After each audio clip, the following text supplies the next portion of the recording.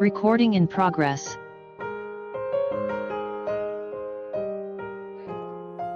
Great. Welcome everyone to the meeting of the Harbor Commissioners for San Mateo County Harbor District.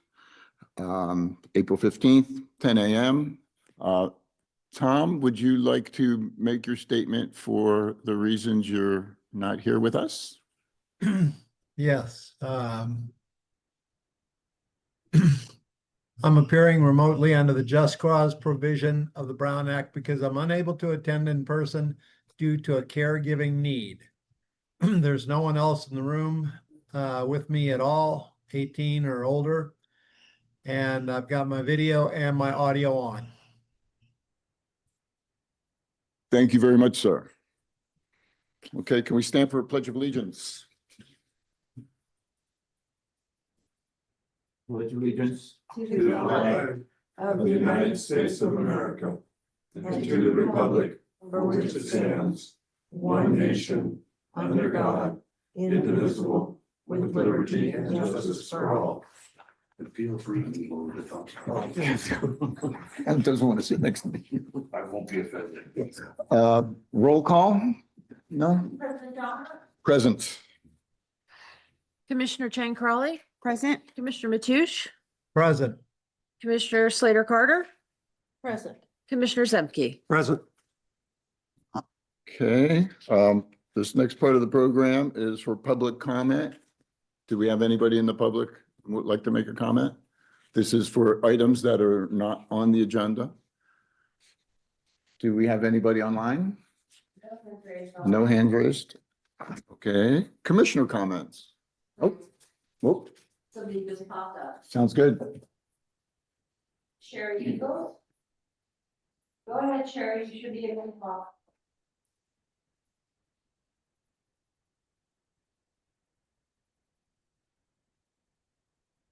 Sherry? You should be able to talk.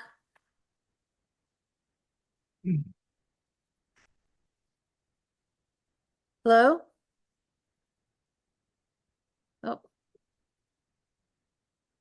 I think we are having technical difficulties. Okay, so let's go with commissioner comments. If we get her back, we'll interrupt the commissioner comments and get her back on. Okay, so any commissioner comments? Yes, Commissioner. Yes, thank you. I just want to let everyone know that I continue to get positive feedback about the dredging that happened. People are just so happy, like, oh, there's a new beach now, and you're bringing back the beach community. So I don't know how long we're going to get that, but I'm just glad we're getting positive feedback. The second thing I wanted to say is after the Daily Journal article about the tenant not paying rent and everything, that I've been getting a lot of public support from people who've just said, you know, it's about time. And they're actually a little upset that we didn't do anything earlier. And they were, you know, happy that we were at least trying to work things out earlier and have been a little, you know, accommodating. But I just wanted to let everyone know that I think that as we move forward with anything that, you know, what we're dealing with is tax dollars and public property, and that people, even though it doesn't seem like they're watching what's going on, they are. And, you know, they just haven't said anything until after this came out in the newspaper. So I just want everyone to be cognizant of the fact that, you know, people are watching this and they're very supportive of where we're headed. And, you know, like I said, they were a little upset, like, why didn't you do this earlier? It was very generous of you, et cetera. So as we move forward, we just need to be aware that we're dealing with public funds and public property. Thank you. Sherry, can you try to talk again? I think she I'm logged on. I'm trying. Okay, Can go you hear ahead. me now? We can hear you. Yep, we can hear you now. Perfect. Hallelujah. I'm so sorry. I'm at the shop and it's all screwed up. Just a quick update. We now have 5 boats working out of our shop: the Queen of Hearts, Salty Lady, New Orion, Hog Heaven, and Amethyst. There was a 6th boat that was going to come down, but he decided the weather was too tough to travel below Pigeon. And then there was a 7th boat, but he told me that he was not going to have any paying customers. He's just going to take friends. So at that point, I told him to contact the harbor directly to be a transit, because he was only planning on being here less than a week. So we did significant work and have, like I said, 5 boats working out of the harbor right now. Yay, great news. Thank you. All right, you're welcome. Comments? Okay.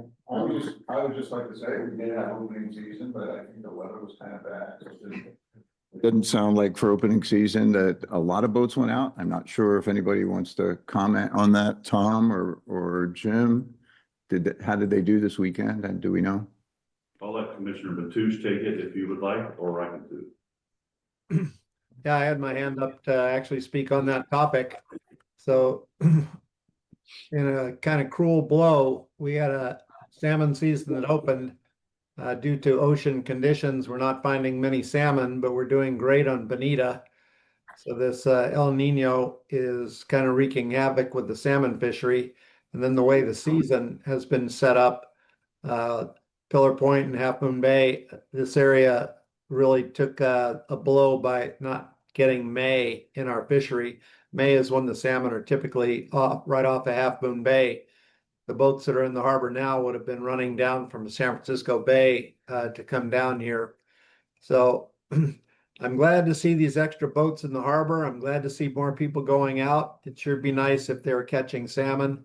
The salmon that are being caught are very deep, but we have a lot of bonita, and thank goodness the rock cod boats are doing well. Great, thank you so much. Activities report, General Manager.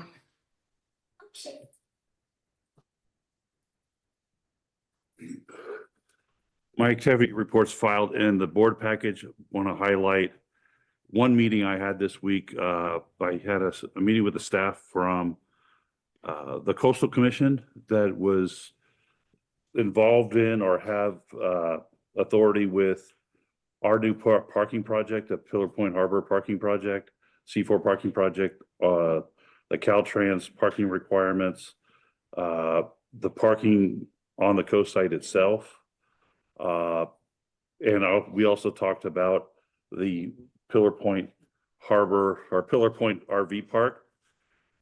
The Pillar Point RV Park got their permit issued under the LCP from Half Moon Bay, and that the appeal process to the Coastal Commission on that LCP or that CDP from the LCP is already passed. It passed several years ago. So the Coastal Commission doesn't have any other jurisdiction over that, the Pillar Point RV Park. But again, we want to be good partners on the coast side. So we're working with the city of Half Moon Bay, who issued our permit for that RV park, on how to better enhance public parking there. Because we do need parking with the new bike lanes that are coming in. I did show them the draft plans for our proposed C4 parking area. They seem to be very encouraged by that. So I'm encouraged by that also. And we're moving forward with that. And then I briefed them on another aspect or complication to the entire coast side picture with the rerouting of Deer Creek, so we can comply with the water board and the bacteria load in Deer Creek and try to filter that out before it hits the coast side, because right now it goes straight into the coast side without filtering. And we're looking at, again, developing a bio swale that runs the entire length from where it crosses at Avenue Alhambra at the market all the way down to Surfers Beach area. So it's several hundred feet of or several thousand that will be able to filter out that water, which I'm looking forward to addressing that. But overall, fantastic meeting with them. Very, very positive. The idea that we were talking about on moving parking spaces around or redesignating parking spaces down at the RV park was received extremely well by them. And I forwarded those to the city of Half Moon Bay, and we're working back and forth now with the city of Half Moon Bay to see if it's we'll implement those or not, but I believe we will. So overall, fantastic meeting with the Coastal Commission. Great, thank you. Any questions from the commissioners? Yeah, I just have a comment that I did not mention in my commissioner comments, but I will mention here. It's in Jim's activity report. He did the one shoreline presentation, which was really good. And as he said in his report, because I attended, that there wasn't a quorum. So, it was just a presentation that was given. And I thought that they received it well and they were very interested. So that was very good. So thank you, Jim, for doing that. And also, he mentioned in his activity report about CSDA's Ledge Day, which I thought was also very, very good. Catherine and I attended, and when we get to the budget, I'm going to bring up a piece of legislation that I think is a little worrisome. But I just wanted to thank Jim for taking the time to do that as well. And I think we had a good turnout, and a lot of the legislation that's being proposed, I mean, without meandering off too much, we're rightly concerned about. And so it's kind of on our radar now. So concur on that question. I had something similar in terms of, was there an expectation for some kind of vote that they needed a quorum, or was it always just going to be a presentation? I think it was So- just a presentation. I don't think they were going to take Action action. on it. Were they, Jim? It was request for an update on Harbor District's effort Yeah. with respect to coastal erosion and prevention on the coast side. And with the 4 commissioners of theirs missing, is there any reason to update them in a shorter time frame in the next few months again or something? If they ask, we'll be If they more ask willing for- to provide it. Yeah. I mean, End of the meeting, there was only 2 commissioners Yeah. left. One commissioner had to get up and leave in the middle of my presentation, so the But- chair was still there. The chair happens to be the mayor of Half Moon Bay right now too. So it was. very Well, I mean, it positive. wasn't because of the presentation that they left, right? I mean, the thing is, they were way over the normal time. So by the time Jim got there, it was kind of late in the day, or in the meeting, and this guy had to leave at 5. So, but the presentation was excellent, Jim. So thank you. Operations, John? My activity report is submitted as well. Just like to highlight that the staff have been doing an excellent job at Pillar Point Harbor, led by Harbor Master Chris Tibby and Assistant Harbor Master Dante Madrigal, getting prepared for and handling all of the uptick in the boats being launched at the launch ramp and all of the new boats that have been coming from the bay due to the salmon season opening, as Commissioner Matoush detailed more. And all at the same time, keeping the restrooms, West Trail, and the docks all maintained and prepared to handle the additional people. The weekend was a little slower than it could have been because of the weather. But we're finding a lot more activity right now, so it's all positive, and our occupancy rate has reflected an uptick as well.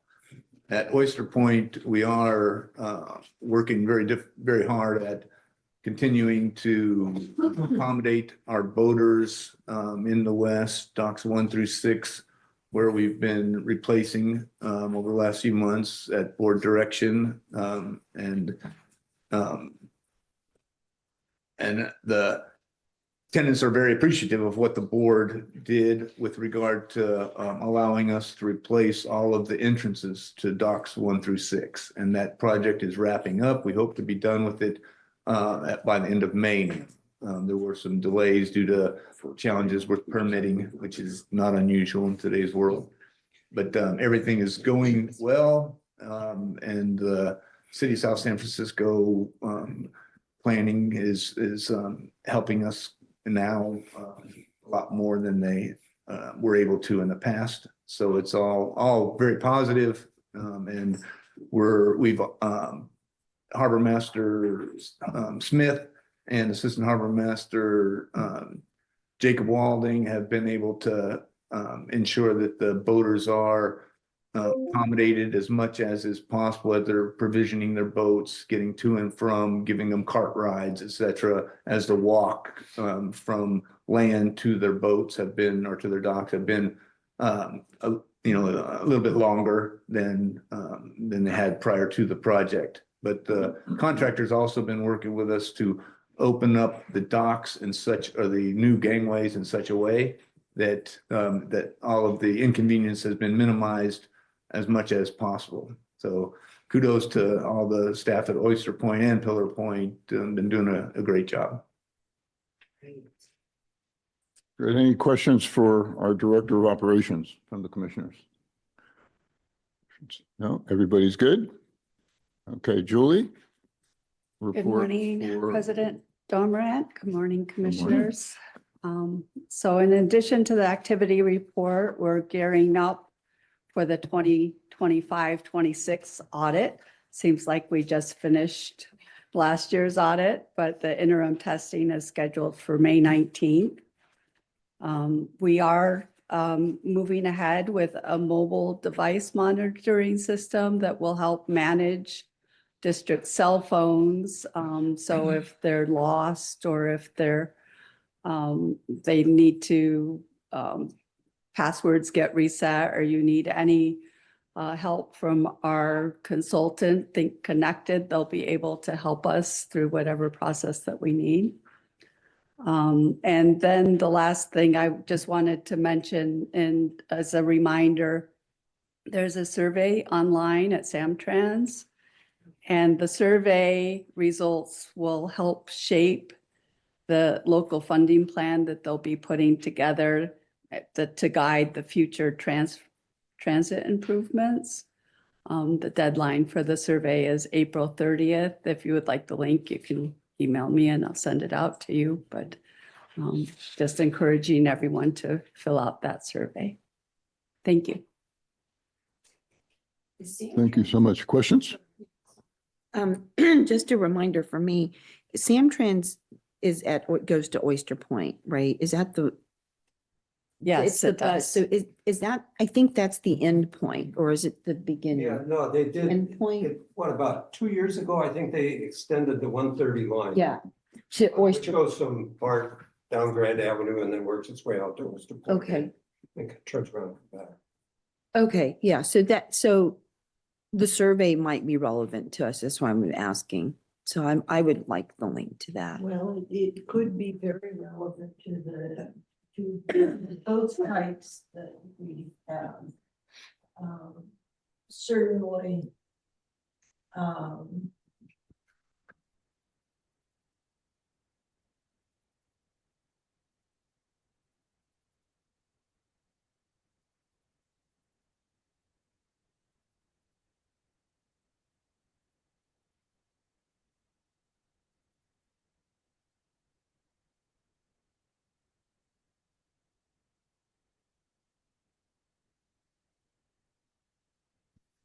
I think it's posted on our Facebook account right now.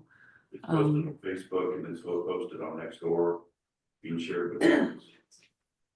Well, But- the trouble with Nextdoor is trying to find anything on Nextdoor Very true. is kind of like trying to find, something we all know about, a needle in a haystack.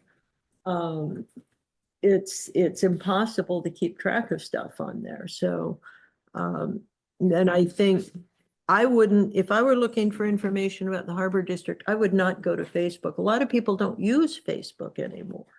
We can put it on our banner. I would Yeah, I appreciate would. that. Yeah, that's a good idea. Thank you. Any other questions? No. Okay, the next part is the consent calendar. Do any commissioners want to pull any of the items on the consent calendar off for further discussion? I'd like to pull item 5. Yeah, I was gonna say the same thing, Oh, but thank you, Bill. Okay, we'll pull item 5. Okay, with that, I'll entertain a motion to approve the consent calendar other than item 5. So moved. Second. All those in favor? Aye. Aye. Aye. Any opposed? Hearing none. We'll go ahead and, Mr. Pruitt, parking enforcement at Pillar Point Harbor. Good morning, President Dameron, Commissioners. This is in response to a couple questions posed by the board about our ticketing issues and our issuing and the number of tickets that we issue. And so we went into our system that we track our tickets with. And that table on page 2 shows you that between June of 2025 and March of 2026, we issued 205 tickets.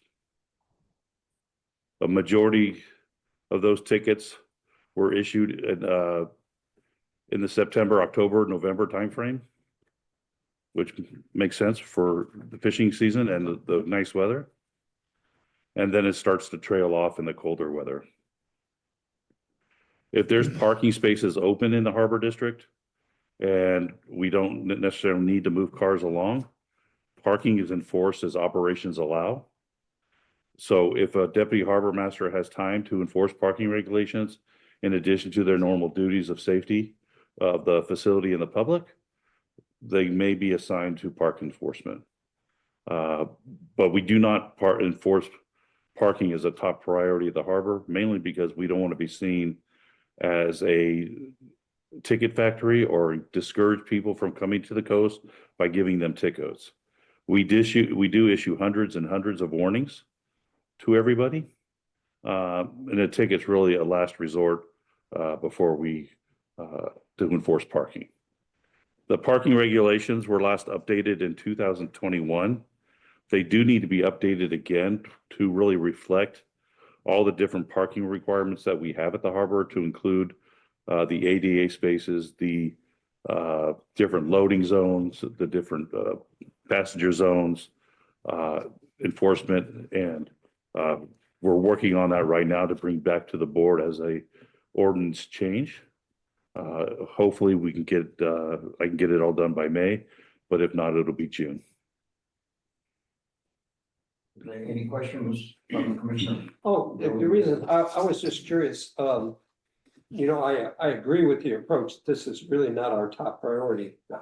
It is to take care of the other things that are more important. But just out of curiosity, do we have any record of, we issue a citation, I did not look up the fine schedule on the harbor code, but just curious, how people are responding to that. Do they pay the fines, or do we know if they pay the fines, or? We hire a third-party company to process the tickets and pay and collect the fines, Okay, and then they forward the money to us. oh, okay.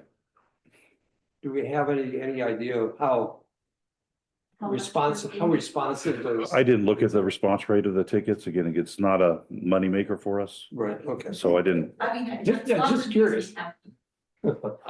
Yeah. We're actually, after reviewing the regulations, we're way below. We're way below the citation amounts required by our own ordinance.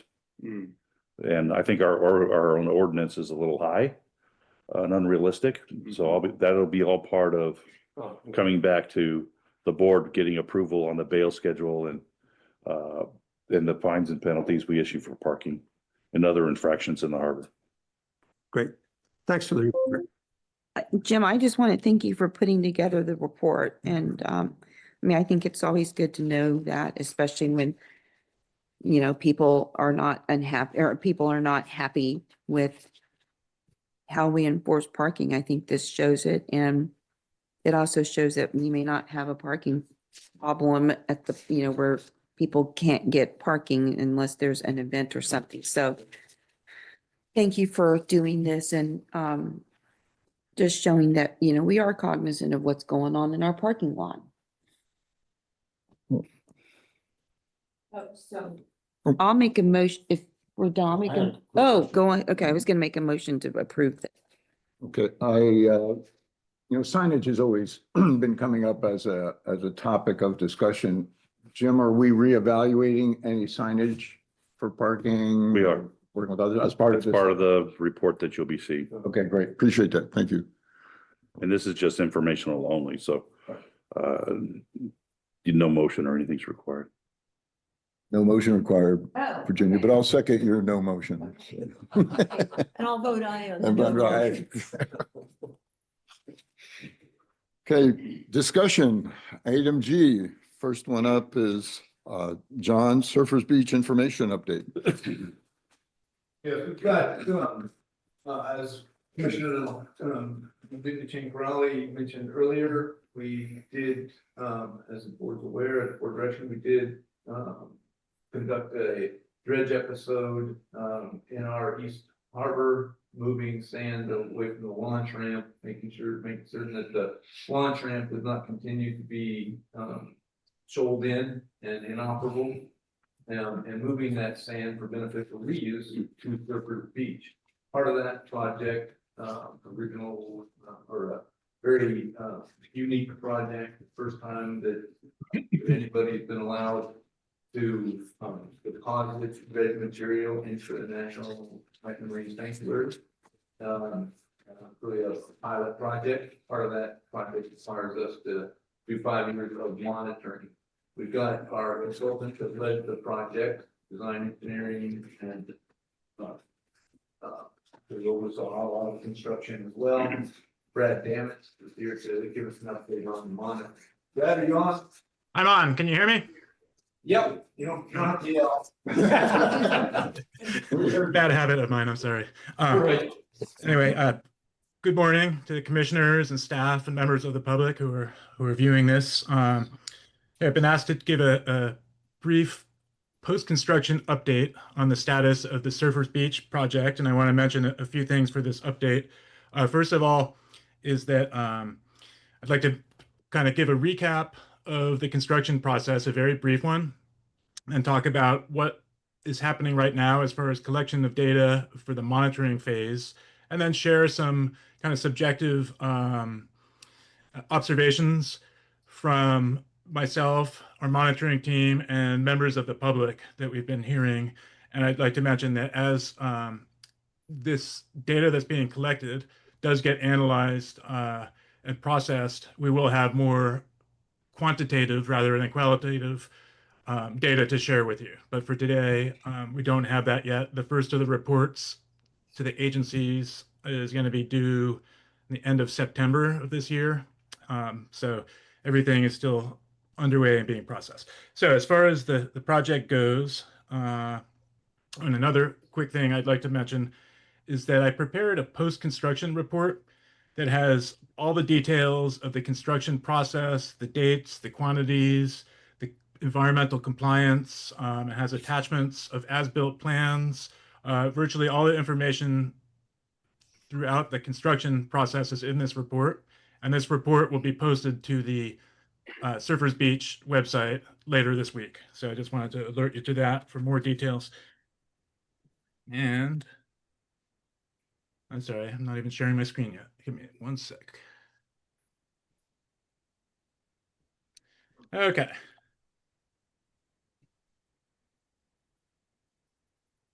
So real briefly, the Surfers Beach Pilot Restoration Project was implemented by the Harbor District to address two main issues. The first and most important issue to the Harbor District is the shoaling, the chronic shoaling of sand inside the harbor. And the second issue is the extreme erosion rates outside of the harbor at Surfers Beach. And both of these are caused by the building of the outer breakwaters, which kind of interfered with the sediment transport process and trapped a lot of that sand that would have ended up on the beach. So that's the purpose of the project. The construction process began on July 28th after a long mobilization process and was completed by October 29th, 2025. During that time, 96,000 cubic yards of sand was dredged from the east basin of the harbor, which I will show a diagram of those locations in a minute. And 80,000 cubic yards of that sand went directly to Surfers Beach. As part of the process, we had to mitigate for a large amount of eelgrass that had established itself within the dredging areas. And that's also part of this ongoing monitoring process, which we'll talk about. So all of the construction was completed, as I mentioned, and all of the staging areas were restored to the original condition. All equipment was demobilized. We had no violations of any of the permit conditions. Everything about the construction process, I would say, was very successful. As part of the project, we were able to, as a pilot project, able to test out a variety of different placement methodologies and learn from that, which could be applied to a potential future project if that were to occur. Looking at the dredging areas, so this is the sand that came from inside the harbor that was placed either on the other side of the harbor for eelgrass mitigation or onto Surfers Beach. That came from two areas within the harbor. The most important one and largest one was right off of the boat launch ramps that have been experiencing shoaling for years. And then the second dredging area was along the east outer breakwater. So you can see from here where those areas are. This is what it looked like before dredging. This is just a pre-project bathymetry survey. And then I'm going to flip forward to what it looked like after. I'll go back and forth a few times just so you can see how much sand, you can visualize how much sand was removed. So this is after the dredging. You can see each of these little ridges is like one pass of the dredge. So this is 96,000 cubic yards right there, before and after. Just a couple images to show this is what it looked like before the dredging happened at a low tide. You can see that shoal just goes way out beyond the boat launch ramps. Boats on their side because there's no water underneath them. And then here's an image from the Sam's Chowder House cam showing like right after the dredge was completed, how much sand was removed, just to get a visual. This is what the beach looked like right at the completion of sand placement. And the idea of the project was to build up a big berm on the beach, but that berm on the beach was never expected to be a permanent feature. As the waves kind of move and the tides come in and out, that sand gets distributed throughout the system. And I'm going to show some photos and initial monitoring data that kind of gives you an indication of where that sand has gone. So this is right after the placement. This is before. This is what it looked like before any sand was placed on June 5th at 1.7 low tide. So not even an extreme low tide, but you can see the waves kind of coming all the way up, breaking on the Caltrans revetment. Here's right about at the end of the project at another low tide. You can see this wide beach due to the placement of sand.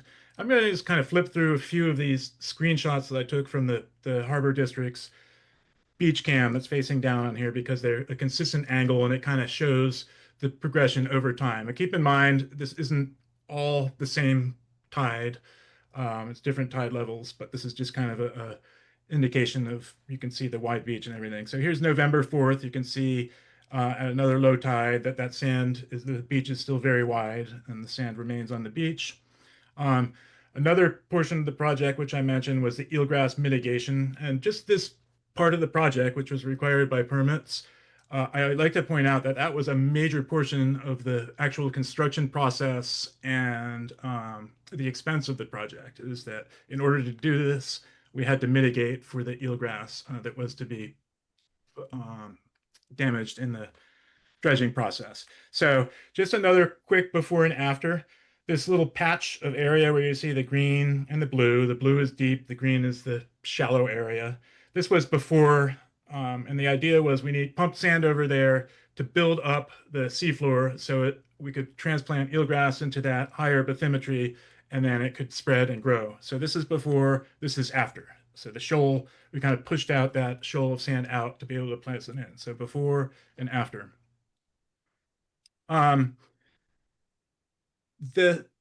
Right now, the construction process is over. We're working on the 5-year monitoring program that's required by the permitting agencies, and also is part of our pilot project because we want to learn about what happens when you take sand and you place it in a high energy beach environment next to the harbor and learn from that. The monitoring is being completed by a couple different teams. ESA, led by Louis White, and they're doing all of the physical monitoring. And what that involves is surveys to track the progress and movement of sand. This involves on the ground boot surveys, with GPS units. It also involves drone surveys. We're looking at the waves. We've got a wave buoy offshore measuring a lot of different parameters, which I can get into in a few minutes. And the impetus behind this is both to look at the changing bathymetry and conditions after the placement of sand, but also to look at the wave conditions for surfing. And one of the things that we've heard over and over again from the public is that waves are breaking where they haven't broken in years, and the surf quality is just very good, and everybody's very happy about that. Water levels and tides are being monitored. The ESA did install a tide gauge inside the harbor. Surfing and beach recreation, again, through observations from shore, through a Surfline camera that's being analyzed with AI, and through other means. We're looking at how the effect of the sand placement, how that has affected the condition of the surfing and beach recreation, people walking on the beach, that kind of thing. Sediment sampling, so that's just kind of the different grain size of the sand, looking at the distribution of that at times, over time. So we looked at before the sand was placed, took samples up and down the beach, and then after the sand is placed, we're going to continue to take these samples and analyze them so we can get an idea of how that's spreading around. And then finally, a big part of the project is time lapse and still photography from standardized photo points. And kind of looking at the extent of this monitoring program, you can see we're going all the way down to Vallejo Beach, almost to Murata Road. And each of these little lines are different transects that are being taken over time as part of this monitoring program. We have a monitoring plan, which is up on the Surfers Beach website that details all of these different methodologies. This is just what's going on inside of the harbor in the 2 dredging areas, looking at bathymetry. And then, of course, another big component of the monitoring is the biological monitoring, and that's being done by Marine Taxonomic Services, MTS, who have done all of our eelgrass planning over the next 5 years, including in the next month or so. They're going to be starting to do eelgrass surveys to look at how that eelgrass is establishing itself and whether or not we're meeting the performance criteria in our eelgrass mitigation plan. So more on that in future presentations.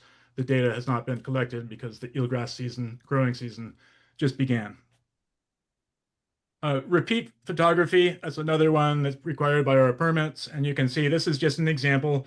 The permitting language requires these photo points from the same angle at different tidal conditions over time. And this is just showing you, kind of 3 examples of those photo points with the repeat photography. Time-lapse camera. There's ESA has installed a time-lapse camera in the parking lot, Surfers Beach. This is just, I'm going to show you a couple screenshots from this to just kind of give some subjective evidence of some of the things we're talking about here. This is before any sand was placed. You can kind of see no waves breaking out in the outer portion, and obviously there's a lot of conditions that dictate what the waves are going to look like, but you can see the waves are crashing right up against that revetment. This is after sand placement, October 4th, or like right towards the tail end of the sand placement. You can see that berm over here on the beach. And you can see, obviously, the waves are breaking out farther. But you can kind of see that beach is much wider here. This is I think this is after they had finished placing the sand on October 28th, when they're still demobilizing equipment. You can see there's no dredge pipeline out anymore. So all the sand all the 80,000 cubic yards have already been placed at Surfers Beach. And look out here where this arrow is, you can see the waves are breaking out nicely out here, where anecdotally what we're hearing from surfers who've been surfing here for years is we didn't have waves breaking out like that before the project. So what that tells me is that the sand, a lot of that sand that was placed on the beach has kind of shifted, migrated offshore, causing those waves to break farther out. And also, I would say not causing the waves to break right up against the breakwater, and hence kind of addressing some of those erosion issues that we have in this area. Again, another one from December, that sand, you can see a high tide has persisted. There's people walking on the beach. You can see like all this area, there's like a sandbar here, which we can see in another photo. And then again, waves breaking here off the jetty. Here's if you look and you can see this still today, there's a sand shoal that kind of walks in. Sometimes you'll see surfers walking out. It looks like they're walking on water. It's because of that sandbar. And then again, here's November 21st. More recently, waves breaking out here. Just kind of continuation of that trend. Another image from February, same thing. Low wave heights at the shore, waves breaking far from shore due to the sand movement offshore. Just a couple images here that depict some of the monitoring that's going on.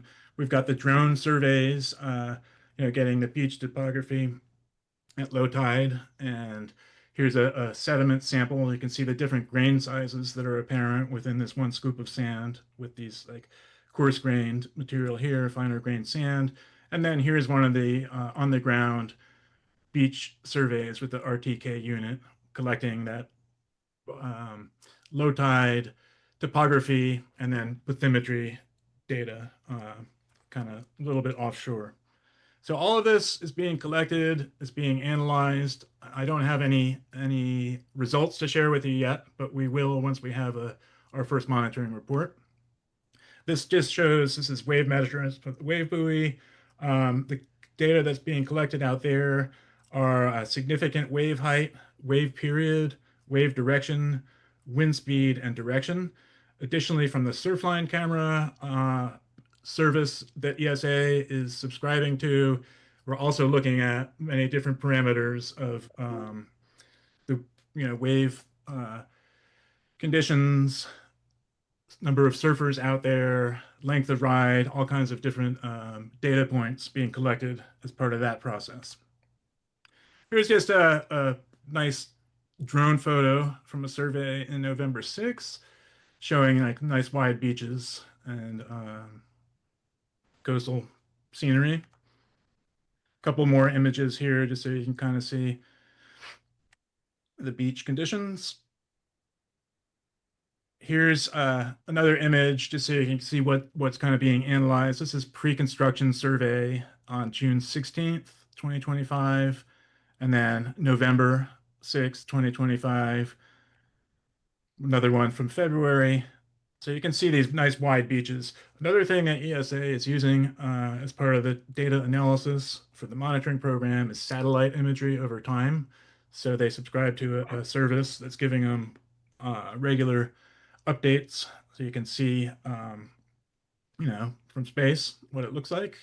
And that also shows, this is in August 4th, kind of before the sand placement, and then October 11th after the sand placement. You can see a clear difference. Another one, February 2nd. So they're analyzing all of these different parameters. I'd like to kind of sum it up by saying, again, this is more of a subjective update, but we'll have the quantitative data to give you more definitive kind of assessment once this initial monitoring report has been produced, and we can have Louis or others to come in and speak to this later.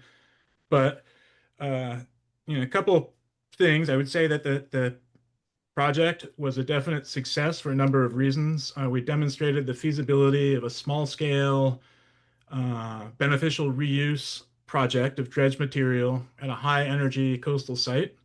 and it also a sensitive marine environment. This is something that's never been done in a National Marine Sanctuary, and we were able to successfully do that without any environmental impacts or issues. We achieved immediate beach width improvements and reduced nearshore wave reflection at Surfers Beach, which will have implications over at least the short term for that coastal erosion.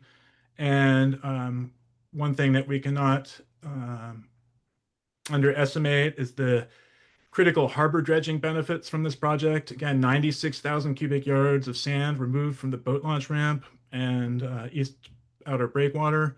And we also established new eelgrass habitat that will be monitored for long-term performance. So that's my update post-construction and beginning of monitoring.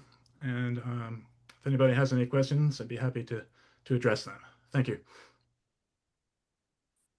Brad, thank you very much. Very informative. How far out are the surveys going at Surfers Beach? Are we going to -10, -20 feet? Do you recall? I don't recall the exact depth, but I'll tell you that we don't have bathymetry surveys offshore. What they're doing is getting low tide surveys with the drone and with the RTK unit, but Yeah. also to kind of what ESA is working on, and this is something that I can't really speak to technically. This is not my area of expertise, but we can have Louis or somebody else from ESA kind of explain this in more detail. Using some of those wave buoy data and even the surfline cam, what they can do is infer the bathymetry from some of the parameters that are being monitored. So while there's no offshore boat surveys looking at the bathymetry, there's other ways of trying to figure out where that sand is spreading underwater. Yeah, appreciate that, because what we're seeing is a lot of that material moved slightly offshore of those beaches, and that's why the waves are breaking pretty well there. I'm happy to say that we had a relatively mild winter, so that material pretty much stayed offshore. So it'll be nice to compare wave data from the prior winters to the winter data this year to kind of show that comparison of the amount of energy or the wave power that was hitting in that area during, for different years. So I think we're pretty fortunate that we did not get a big winter, normal to larger size winter, and that material is staying in place. So I think that's a good thing. So thank you so much. Any other commissioners have questions? Yeah. I was just gonna say, I was talking to Clemens Heldmeyer, who talked to a guy placing markers on the Montero Beach. And it turns out the guy placing the markers on Montero Beach is a graduate student sedimentologist. And he said the normal cut in our beaches, the desanding of the beaches that usually happens in the winter has not happened this year. And so we've actually been here very lucky for our surfers and so on to have that stay probably as long as it has. I don't think it's too early from talking to surfers and people who have been enjoying this expanded beach for us to be careful about our language. I think we should start talking about the positive things are happening. And when you say no environmental consequences, that's not true. We've had many, many positive environmental consequences because of that beach sanding. And if we're going to be able to get more funding and be able to grow this project, which I fully support and would encourage us to be working towards, because these things take years to be able to get them going, that we be aware that this project has been nothing but positive. The surfers are happy, the beachgoers are happy, the general public is happy, so is the harbor to get our dredging back, and so on and so forth. This is an outstanding project, and I think we should be referring to it as such. Thank you. Yeah, thank you so much, Brad, for this wonderful update and construction summary. A couple of things, we've had to work with many stakeholders on this project, and I'm just wondering if, I know that this is a public meeting, but can we, John, send them, or Jim, send them this presentation, like to the Coastal Commission? And there was that other group that came for a tour, and I can't remember the name of the group, but it was, just other stakeholders. I just think that this summary shows how successful the project was as a pilot project, which leads me to my next thing is how can we go beyond making this a pilot project and making this more of a regular project so that we don't have deferred maintenance costs and issues anymore. Because people are very, very happy. And it is a successful project, like you said, Brad, but they're asking, when I'm hearing from people, they're asking, can the harbor do this regularly so that we don't have backup and, where we're needing to do this again? And, the lack of a dredging might cause the same kind of problems. And people are just so happy. They want to make sure that they can have this dredging happen more regularly. So I don't know how, if we needed, isn't there a committee for dredging? Yeah, we do have one. I Okay, think so Tom it's and myself are y'all- on that I think committee. y'all are on that, right? You, Tom and, Maybe. Yeah, I'm kind of lost track of who's on the committee right now. yeah, but anyway, I We think do it's have- something that I think it's something that we need to just kind of keep on the front burner because, this pilot project was so successful that it showed that it can be done with, with sensitivities and to the environment and in the marine sanctuaries. And I think that the Coastal Commission should be very proud that they were able to be a part of this project, right? So I just want to know, financially, I know it's not going to be inexpensive, but and I don't know, is it a reserve fund for dredging or I don't know. We've talked about this kind of before, but not at length. And maybe this should go to your committee and the finance committee at whatever the right time is. But I don't think we should drop the ball and we should use this as a momentum building project so that it serves the public because they're very, very happy about this.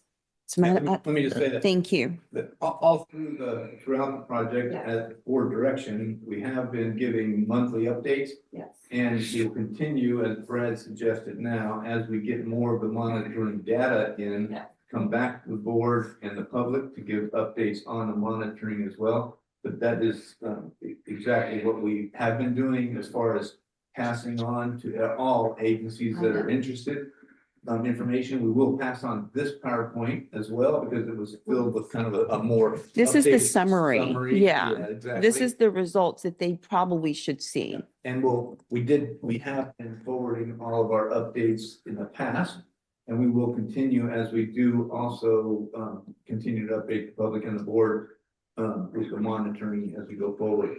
And that's a very good point, that we need to make sure that all the other agencies are kept up to date, because as a pilot project, as we move forward with the monitoring, we'll be able to evaluate the success of that sand, how long the sand stays offshore, even though it's not visible. And the positive aspects of that sand as it migrates potentially to the south and continues to provide positive results for the beaches to the south even further. We do want to also acknowledge this is a good time to acknowledge the hard work over a 10-year period. Most of the current Board of Harbor Directors, Harbor Commissioners have been on the board or been involved for that entire 10-year period. And because of the leadership of the Harbor District Board of Harbor Commissioners and the general manager over the last 10 years, the public tens of thousands of the public that use the launch ramp over the years, because the very active launch ramp will now be able to continue being able to use the launch ramp uninterrupted, in addition to all the positive aspects of beneficial reusing that sand on the beach, all the beach goers and the surfers. So it's all very positive, and we do hope that we will be able to prove through the monitoring that this is in fact beneficial to Surfers Beach and the beaches even further to the south, and be able to get continued monetary support from other agencies. We did because of Brad's hard work, Board of Harbor Commissioners and the general manager networking, we were able to get financial support from OPC, and we had some initially from DBW. But we'll continue to hope that outside agencies, seeing the success of the project and the benefit to the public, will help us for future projects, future like projects. I'd also like to just take a moment to acknowledge the hard work that Brad Damitz, who gave us this presentation, did over the last 10 years to all the meetings we went to, et cetera. He's looking a little grayer though. And also Isa, Louis White, Ann Borgonovo, and Mario Accordino, and then from Joe Hill Construction Management, Terry Beckett. I saw firsthand how they worked. This project construction occurred late into the evenings, early mornings to catch the tides at the right time, and on weekends. It was constantly answering questions. I myself had to call the general manager late at night, many times, even on weekends, because of all the challenges that came up. The general manager always answering our calls, Brad Damitz working through there, and then all the support we had from the Harbor Commission made the project a success. So thank you all, and thank you, Brad. And thank you, John. You're the one who had to deal with a lot of the public-facing issues and complaints. So it was not an easy road for you either. Well, you took the words right out of my mouth, John, but I'm going to also give a major shout out and thank you to the public who have been extremely supportive. I mean, I don't live on the coast, but I was getting reports and, positive feedback or, oh, something's wrong here. And, from people who live here and who cared enough to go out there, take pictures, call us, call Jim, just to make sure that the project kept moving forward. And you're right, John. I mean, this is over, I think, probably 4 general managers, including you as the interim. And I don't know how many different boards, but, the previous boards who, really wanted this to move forward. And I'll just give a shout out to Nancy Ryering, really helped, and Nicole David. I mean, they were both instrumental in getting this.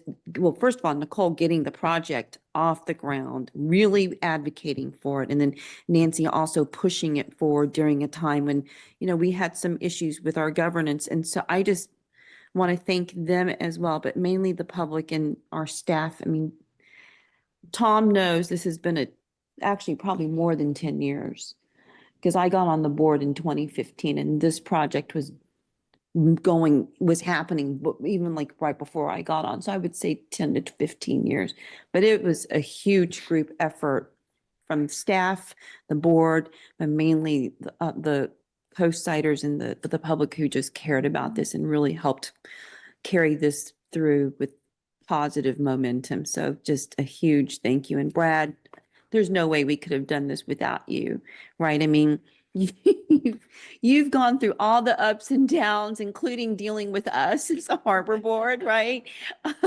And hearing from the public, but I just thank you for your patience and your perseverance and just seeing this project through even beyond this and just continuing to monitor. So thank you. So as Brad knows, it's been well over 25 years because Brad was still working for the sanctuary when he was involved with me and the California Coastal Sediment Management Work Group back in 2000. that first surfaced this idea, and we started pounding on Brad as being part of the sanctuary, saying we need to change those sanctuary rules. It took a long time to change the sanctuary rules. So I think we're setting excellent, positive precedent to what we're doing here. Now, as far as how often we can dredge, it's all about the shoaling. You know, I mean, we're not going to, well, the shoaling equals money. If you have to dredge it, then it's going to cost. So our harbor is not like an annual dredging program like others, like the bigger harbors down south. Oh, yeah. Yeah, Santa Cruz was dredging 5 times a year. For reasons that we don't have to go into. So I think we have the precedent being set. The data is going to verify that out. And probably at the end of the 5 years of monitoring, we may be starting to looking at dredging by that time, because that's about the, John could correct me, but I think we're looking at 5 to 7 year kind of dredging cycle for our area. So I'm going to put Brad on the spot one last time. Have you looked at any of the data inside the harbor where we've dredged those shoal areas? Are we seeing, since last November till now, any reorientation of the material that we left in those shoals? Any material coming back into the areas like over the boat ramp and so forth? Have we seen anything like that yet? I haven't seen any of the bathymetry data inside the harbor. I will tell you that it does change even during dredging when everything sloughs off. And that's why it's so hard to get measurements of how much was dredged in any given day. So I'm interested to see that. You mentioned 5 to 7 years. I think on average, 6 to 8 years is the boat launch ramp. So you're pretty much right on. It really depends on rainy, winter conditions and that kind of thing. But Yeah. certainly, it's been cleared out more than it ever has before, so that may extend that range a little bit.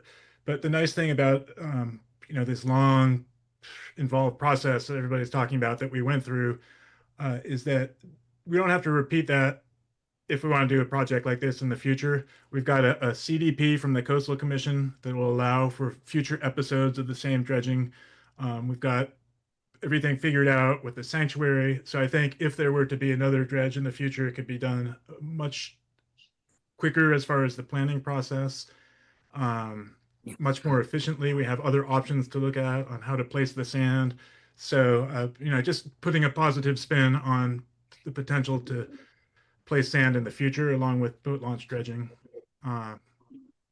Just throw that out there. But a lot of trial and tribulations to get through this mean that if it were to happen again in the future, we've worked through a lot of those issues and it'll be a lot easier and smoother. Also, as far as funding, I think a lot easier to find grant funding to do a project that's been proven and shown in the past and permitted. So not exactly Thank what you you were again. asking, but I just wanted to throw those couple things in there. Okay. Catherine, you had a question? This is about, whoops. Thank you. This is about the potential project that Jim was mentioning earlier of putting Deer Creek through, creating a bioswale to get the biotic contaminants out of it. And having it dump the sand then back in that corner, into that corner on the ocean side of the breakwater. How do we know how much sand comes in there? And because it seems like that's a perfect solution to have nature do all the energy of moving this stuff back onto the beach like it used to be. And so is that being considered as able to use some of the studies that we've used for this dredging material to show that it's better for the beach and the ocean, that we put that sand back instead of having to dredge it out and use all the energy resources that we did for the dredging project? Yeah, I mean, I think that's clearly apparent and easy to show that that would be the way to go. But the issue is the rerouting of the creek isn't a simple process, right? That's going to take years of planning and stuff. But as far as the volume that comes out of there, it really varies year to year. And I don't have on the top of my head what the average is, but I'm thinking somewhere around 7,000 cubic. I may be way off, but it's not a huge volume. The issue is when it all appears at once, when those big culverts get flushed out with a big rainstorm and it all just dumps onto the launch ramp. So certainly it would save a lot of headaches by preventing that. I don't know that it would address the erosion problem over time. I don't think there's enough volume coming out, but it certainly would prevent issues of shoaling inside the harbor for sure. And it's a more natural approach, and everything about it makes sense to me. Thank you. Bill? Oh, yeah, I'll just add my 2 cents here. I do think this was a tremendously positive project, and thanks, Brad, for all of your leadership and hard work on making this happen. You mentioned that, or just refresh my memory here, when is when do the formal monitoring reports come out? Are these an annual thing that's produced? Yeah. So it's varying times depending on the permitting agency, but there's 5 annual reports that will be due. The first one will go to the Greater Farallon Sanctuary in September. That same report will go to Coastal Commission. You know, their due date is a little bit later, but it depends on when it is. So we'll probably submit to all the agencies when that first one is due. And it'll be once a year. Mm-hmm.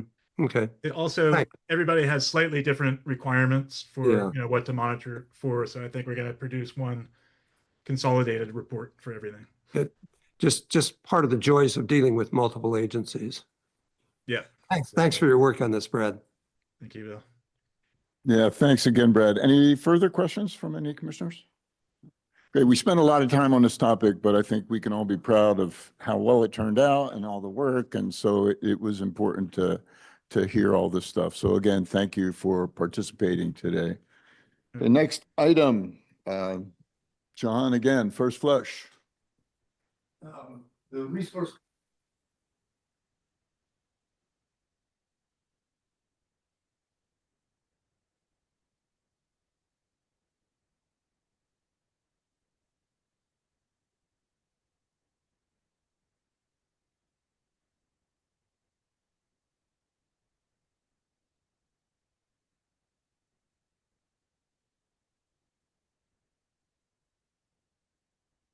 In addition, after the first rains, RCD does a sampling at all of the outfalls and collects that data. And we've got Clifton today with RCD and the RCD team, I think. Who do we got with RCD team? Just Clifton, so just me, but thank you All for that right. introduction. Thank you, Clifton. You will all have to excuse my voice. I'm coming down with a head cold here, but I think the meds are kicking in. Let me share my screen.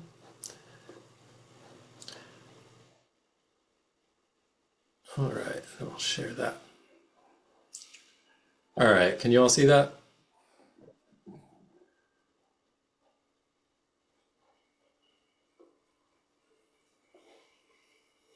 There might be some audio issues. I didn't hear a response there. But is this, are you guys able to see the presentation? Oh, okay, gotcha. Yeah, so my name is Clifton Herman. I'm here from the RCD to present our 2025 results from the First Flush program. As was mentioned, this program samples the first big rain of every year. And we just came out with our 2025 report in March. So I'm going to be presenting some of those results, and the full report is included in the board package for today's meeting. So I'm going to hop right in. So a lot of you might be familiar with what the RCD is, but if not, we are a non-regulatory special district that has been operating and promoting conservation in San Mateo County for 85 years. We provide really diverse services, and we serve as a local hub for conservation. We do a lot of work with Pillar Point Harbor, inspecting and helping to facilitate replacement of stormwater lines and wastewater lines, things like that, and help assisting with permitting, staff trainings, and pretty much anything you guys want us to help with water quality related, we're around. So when I talk about first flush, there's sort of two things going on here. We can kind of think of first flush as a concept, but it's also the name of this program. So as a concept, it's the first big rain of the wet season when contaminants that have accumulated on the land over the dry season are all sort of washed out or flushed into the ocean. As a program, it's a volunteer water quality monitoring program that occurs once annually.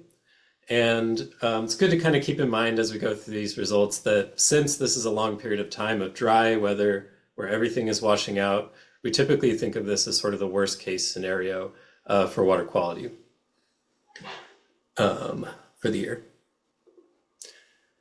So why do we sample for it? This first flush, looking at first flush really helps us identify what pollutants are of concern, but also equally importantly, things that are not of concern. And generally where. And it helps us make informed decisions. So in short, first flush tells us when, where, and how much of pollutants are entering the ocean, but not exactly why or exactly what the source is. The program's not really designed to tell us that. It's kind of a big picture. It's also a very long running program, I'll add. We have data going back to 2008, and I believe the Monterey area has data going back to early 2000s. So what do we test for in this program? We look at fecal indicator bacteria, we look at nutrients, metals, and total suspended solids. On the right here, you can see a map of our sampling sites. We have about 16 sites from San Pedro Creek in the north to like Kelly Avenue outfall in Half Moon Bay to the south. And we have a big cluster of sites in and near the harbor.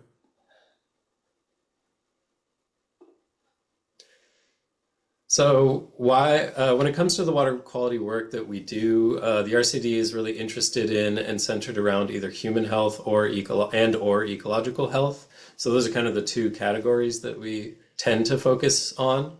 And we have for decades through the water quality program been working in partnership to understand water quality issues, contaminants, concentrations, and of course looking for solutions. And so I'm going to hop into some of our data. The first pollutant that I'm going to talk about is our fecal indicator bacteria. In the first flush program, we test for E. coli and Enterococcus.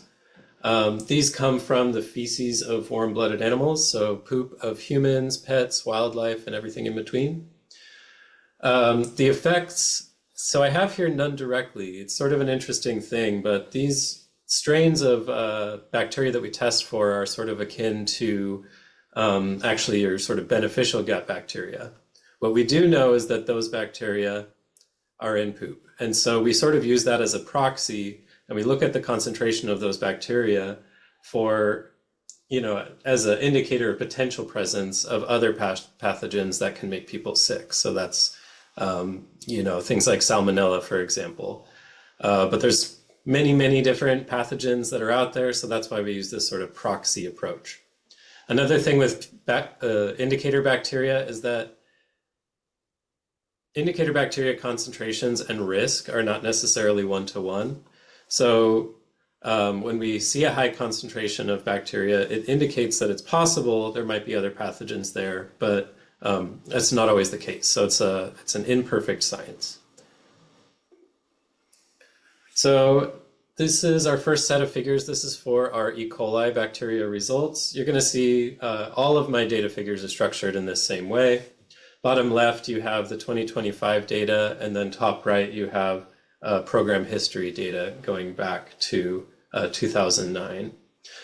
In each of these figures, you're going to see a red dotted line, and that is our sort of health threshold. And those are either determined for ecological health or human health by various either guidelines or strict regulatory limits.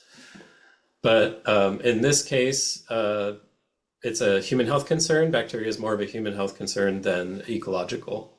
So this red line here is our health threshold, and you'll see that a lot of the sites in 2025 were above that threshold. That's very common in this program for indicator bacteria to be showing high. What's actually good news is that we had 3 sites this year that were within the recommended health limits. So going over to the top right here, you can see that that's actually pretty rare. So the darker the color, the higher the concentration. And then if anything is within our health limits, I have these black boxes around them. So this is actually the first year that we've had 3 sites within recommended limits for E. coli. And we do see a little bit of a cluster of more sites being at good levels in recent history versus as you go back in time. Our next set is for enterococci. This is a different kind of bacteria that it lives a little bit better in salt water. So we like to look at both E. coli and enterococci. We have a little bit more of a consistent exceedance rate over time for enterococci. So you can see our red line here, all of our sites in 2025 exceeded those health thresholds. Going up to the top right, we can see that really we've only had one time in 2019 where we had limits within healthy levels at Pilarcitos Creek.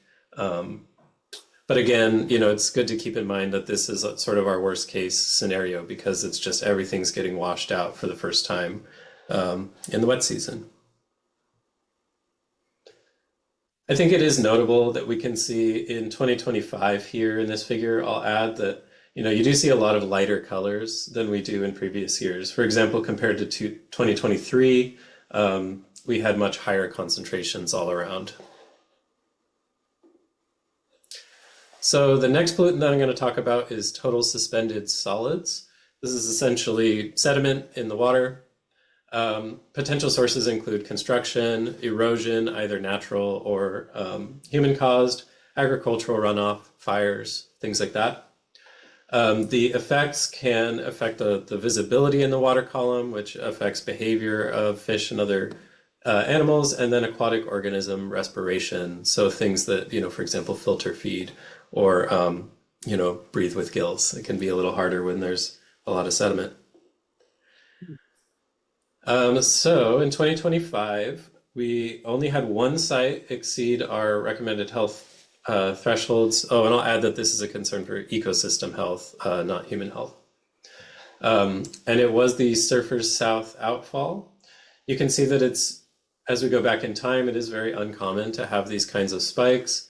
The last one we had was in 2023 at Montera Creek. Usually these are pretty isolated spikes, and we're going to be keeping an eye on that next year. I do want to just get ahead of things and add that we're very confident that this had nothing to do with the sand replenishment project, as evidenced by El Granada outfall, which is very close to the Surfers South outfall, which did not exceed limits for sediment. Another thing that I'll note is that all of our samples are collected at the discharge point of these outfalls or at the creek mouth. So in this case, our Surfers South sample was collected upstream of any sand replenishment activities.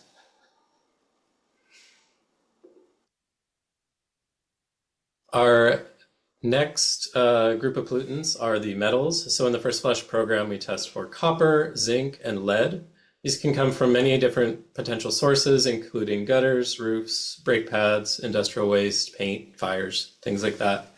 And this metals can have widely ranging effects and include ecological effects and human health effects. And so the first one I'll talk about is copper. In 2025, we did have 4 sites exceed our ecological health threshold for copper.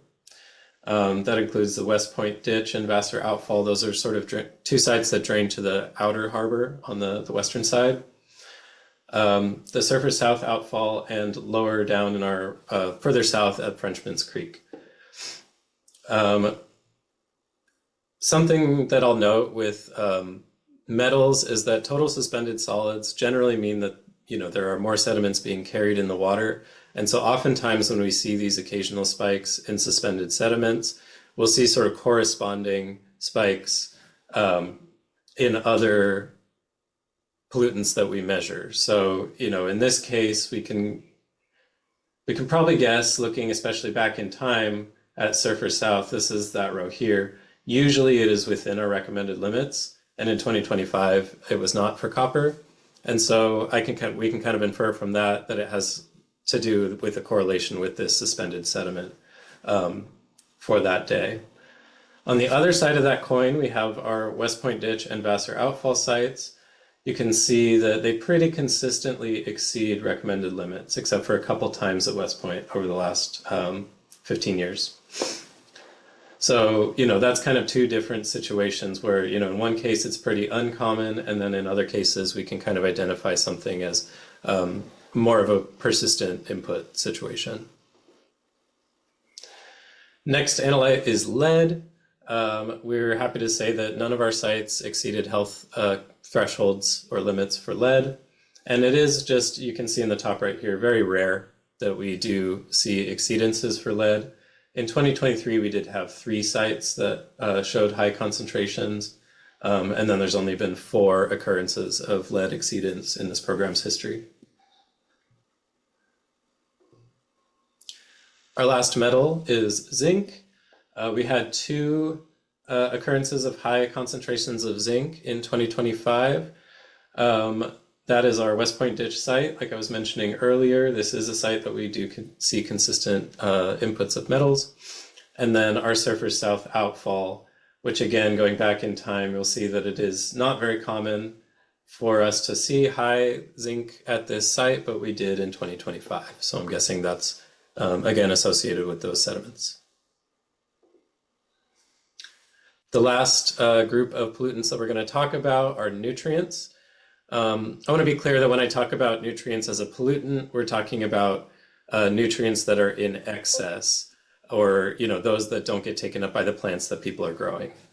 And the concern for nutrients is ecosystem health. So they can come from fertilizers, pesticides, detergents, things like that. And then the ecological impacts they can cause are algae blooms, reduced oxygen, and occasional fish die-offs. So the 2 kinds that we looked at are nitrate and orthophosphate. The first one that I'm going to talk about is nitrate. Happy to say that none of our sites exceeded ecological thresholds for nitrate concentrations, so we're looking very good there. And you can see in the top right, it's very rare actually that we do see exceedances of nitrate in our systems during the first flush. We're lucky here because we really don't have much of a nitrate issue. That's something that we've found across several of our sampling programs. And especially when we compare to neighboring areas, like the First Flush, the sort of sister First Flush program in the Monterey area, they do often see higher nitrate concentrations. So that's something that's unique to our coast. Orthophosphate, this is the other type of nutrient that we test for. You can see that we have 5 sites in 2025 that exceeded the threshold. Something I want to note here is just, where this red line is at, this is 0.12 milligrams per liter. I'm going to go back to nitrate. The objective for that one is 2.25. So what that suggests is that habitats can be a little bit more sensitive or responsive to phosphate concentrations. And so it's common that we see our sites, if orthophosphate is detected at all, it often exceeds this limit because the laboratory test can actually only test down to 0.16 milligrams per liter. So if it's detected at all, it will exceed this limit. We can see over time that we have, pretty consistent exceedances in the 2014 to 2021 range. But then actually since 2022, we've had pretty good results on the orthophosphate front. I will add that talking about just sort of the comparison of the 2 types of nutrients that we look at, nitrate is much more mobile and it can kind of reflect more diffuse inputs like fertilizer, groundwater influence, things like that. So we kind of tend to think about nitrate as your sort of ag signal, whereas orthophosphate tends to be a little bit more closely associated with urban landscapes because like organic waste and sediments can often it's more linked to sediments. So phosphate can sort of travel more slowly through the system, but it is more associated with residential stormwater inputs. So just a little overview here. Fecal indicator bacteria, we were elevated at all but 3 sites. That's very common. Total suspended solids, we were elevated at Surfers South outfall, but again, that is unrelated to the sand replenishment project. Copper is mostly good, but we do have a couple sites that are consistently elevated over time. Zinc, same situations, mostly good, but we have 1 site that is consistently elevated. Lead and nitrate are rare, but we do occasionally see isolated spikes. We luckily did not have any in 2025. And then orthophosphate, we had 5 sites that were elevated this year. And sort of overall, overarching, I think that West Point Ditch site in the outer harbor on the western side is consistently showing itself as a place that we might want to look a little closer for potential inputs. So of course, this is a community science program, so I'd be remiss not to give a big shout out to the volunteers that make this program a success every year. It's a lot of fun. This year, the event happened on October 13th, so it was a big storm, and everybody got dumped on. I think we had about an inch of rain over an hour or so. In the top right here, we have our lab techs that processed our fecal indicator bacteria samples. I wanted to include them because I was talking, this is June here, she works at the County Environmental Health Lab. She's been doing this for, she said, just about 20 years. So just about since the very beginning. And, you know, she's receiving samples sometimes in the middle of the night, sometimes at 4 in the morning, year after year. So that's just, it's a big shout out to all of our volunteers for their commitment to this program. And of course, I want to give a little bit of a plug. So if anybody is interested in joining in for First Flush, it is a lot of fun. We of course don't know when it will happen, but it's typically October through December. And here is our program email where you can reach out to us to learn more and to sign up. And then there is actually a summer equivalent sort of sister program to First Flush called Snapshot Day. And that is implemented by the sanctuary, but we support in our region here. And so, you know, since that one's happening in the summer, we know what day it'll happen. So that's coming up on May 2nd. So just a couple weeks out. We have a QR code here to sign up if you are interested. And these presentation slides are included in the board package if anybody would like to get this information later. And with that, this slide has my contact information. I'm happy to answer anybody's questions, places to follow or learn more about the RCD, and of course, an acknowledgement of our funders for this program, which does include the Harbor District. So thank you all for help making this program happen every year. So yeah, with that, I'd be happy to take any questions. Yeah, Cliff, thank you so much for a very informative presentation. It was really fascinating. I have a lot of engineering type of questions that I won't ask, but maybe we can talk offline. Is there any reason to start looking at microplastics that may be coming out of any of these streams affecting the coastal zone? Yeah, I mean, we are always open to considering new contaminants to look at through this program. I think I do have some friends that have studied microplastics, so I'm somewhat familiar with the methods. They do tend to be a little different than the way that we sample currently. Right now we get a bucket of water and then we fill all of our bottles from that. A lot of microplastic sampling involves pumping the water through a series of sieves. But yeah, I mean, we would always be interested in something like that. I think as the program stands right now, it kind of gives us just like a big overarching picture of how things are looking, you know, at a time where we can generally safely assume that they're kind of at their worst. I would imagine that there are a lot of microplastics coming out during the first flush, but yeah, without data, I can't say for sure. But that would be a very interesting thing to add. Great, thank you. Any questions from any of the other commissioners? No, I have none. I just will say thank you, and I love the partnership with the RCD. Yeah, we really enjoy Thank working you. with the harbor. It's been great. Great, thank you so much. John, any final words of wisdom? Yeah, I would just like to say that we really appreciate all your hard work, Clifton, and organizing the first flush every year, and all the scientists behind you that to provide all the data for us.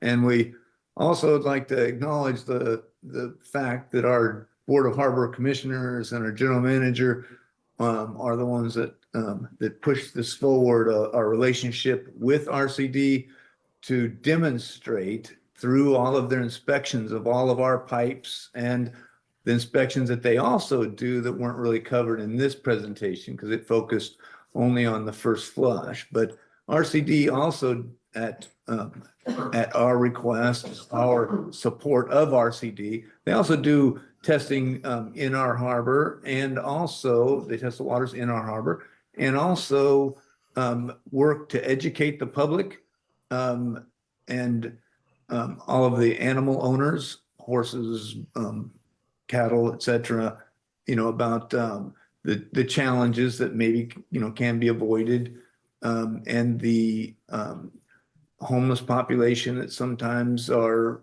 inhabiting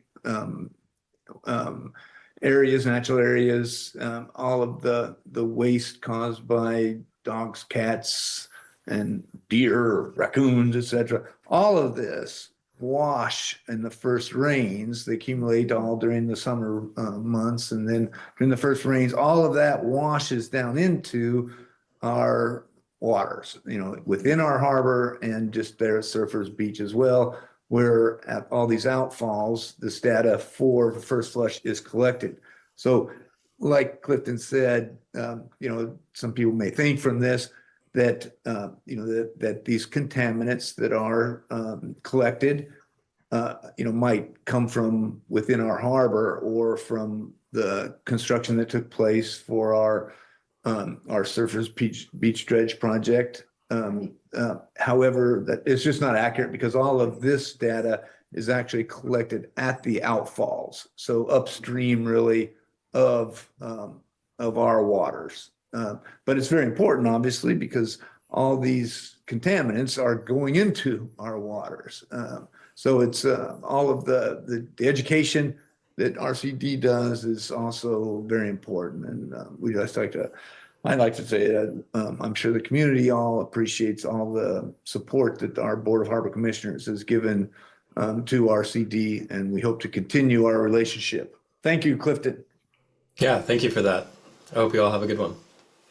Thank you. I'm going to just add on to what John said because I have the benefit of being on this harbor board for over a decade now. And I agree, John, that this is a really good opportunity to educate the public because there were a lot of naysayers at the beginning blaming the harbor district for, polluting the water, or we were not dealing with clean water or whatever, right? I mean, it could be a whole host of things that actually would have affected personal health and environmental health. But I think that this data is so important for us to move forward with in a positive direction, to just show the public that we are very conscientious and we work about about the environmental health, and that we're working with another very conscientious special district, the Resource Conservation District of our county. And we're just trying to show the public that there are so many ways for contaminants to happen, and it's not just, our harbor district or, any other agency per se. This is just part of this, is a lot of this is probably just natural causes too. But I'm just glad that we're keeping track of it so that we can collect the data and actually solve the problems if there are problems that need to be solved. So thank you, Jim, and the RCD, and thank Kellex for us, Clifton, because she's really Yeah, will been do. an advocate for us as well. Yeah, absolutely. And I'll add that, as a non-regulatory local agency or special district, that gives us a lot more of a ability to work with landowners or private entities without concern that we're going to come in and start regulating folks. So it gives us the opportunity to do good science that supports good conservation work and land management work without sort of this initial fear of immediately being regulated by someone. So yeah, it's been a pleasure working with the district. Any other commissioners? No, great. Thank you again. Great. Next Yeah, thank you. topic. The next topic, Rochelle, as you're walking up, this is to discuss the life insurance and accidental death and dismemberment coverage for district employees. Please, your presentation. All right. I have a statement by our attorney afterwards. Okay. Thank you, President Domerat, commissioners. It's always great to be with you. So I'll have 3 items on the agenda, one after the other. And so I'll just like to thank our finance committee who has worked on all 3 of those items with me. Commissioner Chang Crawley and Commissioner Matoush, who sit on our finance committee. So I just want to get that thank you so I remember it for all of the items. I'll reintroduce this life insurance benefit item. In October, we do a comprehensive open enrollment presentation to all of our staff. And while our HR technician was out, I had the opportunity to take a deep dive into this policy so that I really understood it, so I could teach all of our employees about how this could support them. And in doing that, I came across that we haven't really looked at this benefit for over 25 years. And there's a little table in the staff report that I think is really the meat of the information. But currently, we offer to Teamsters and OE3 doubles the salary up to $250,000 in life insurance. Our longevity retirees receive double what their salary was at retirement, up to $250,000. And our management is double the salary, up to $200,000. And then in looking at what it might cost to increase those limits, it was a pretty modest increase, only about $2,400 a year to increase those limits across all of our employee groups, except for the longevity retirees. So we would be, this request would be to increase life insurance coverage for OE3 and Teamsters for double the salary up to $300,000. And for management, double the salary up to $600,000. And it's a modest request just to be able to provide that support to our families and employees should they ever be in the situation where they would need to file a claim. I think that's the meat of this item, and I'll turn it back over to you to see if you have any additional questions. And our legal counsel would like to make a statement on this item. Thank you, President Domerat. Just, I wanted to mention for this item and then later in the agenda, the Brown Act Government Code 54953 requires an oral report on any action that will be taken related to the salary or benefits of the agency's executive or top management. So this would be an increase in benefits for management where the coverage is being increased to double the salary or up to $600,000. So I just wanted to make sure we made that statement for the Brown Act purposes. Any questions? I'll make a motion to I have a get discussion question. started. Make a motion? Yeah, to approve the proposed increase in life insurance and accidental death, and approve the amendments to the manager contracts and authorize the general manager to execute all associated documents. We have a second? I'll second that. Okay. Discussion, do we have any? Have a question? We're going to discuss with public first? Sure. Okay, do we have any members there's any members in the audience that would like to make a point of this? I don't have any little piece of paper, so I don't think so. And do we have anybody online? No, online? Okay, commissioner discussion. Okay, just for clarity, when you're talking about annual salary, these are one-time payments, right? We, So, double salary up to $300,000 is a one-time payment. sure, if an employee needed to make a claim on, or an employee's family needed to make a claim on a death, it's a one-time payment. Right. So it's that. I don't want to read on that story that we're offering people up to $300,000 a year in the event of an accident or something. Correct. So our specific life insurance policy does a one-time payout upon death. I just want to make that Yes. clear. For whatever it's worth, the whoever's speaking was not using their microphone and they don't come across in the meeting. Thank you, Tom. I will repeat myself because Nextdoor tends to be full of misinterpretations. I wanted to make sure that we were clear that these payments that say double salary or things like that really are one-time payments. They're not ongoing wages. Correct. So if one of our employees passed away, their family could file a claim with the standard insurance company and they could receive that one-time payment. And I just want to clarify that it's up to that amount. It's not necessarily that amount. Correct. Just a question too, and when we say double salary is, I'm assuming that that's normal work hours, does not include overtime?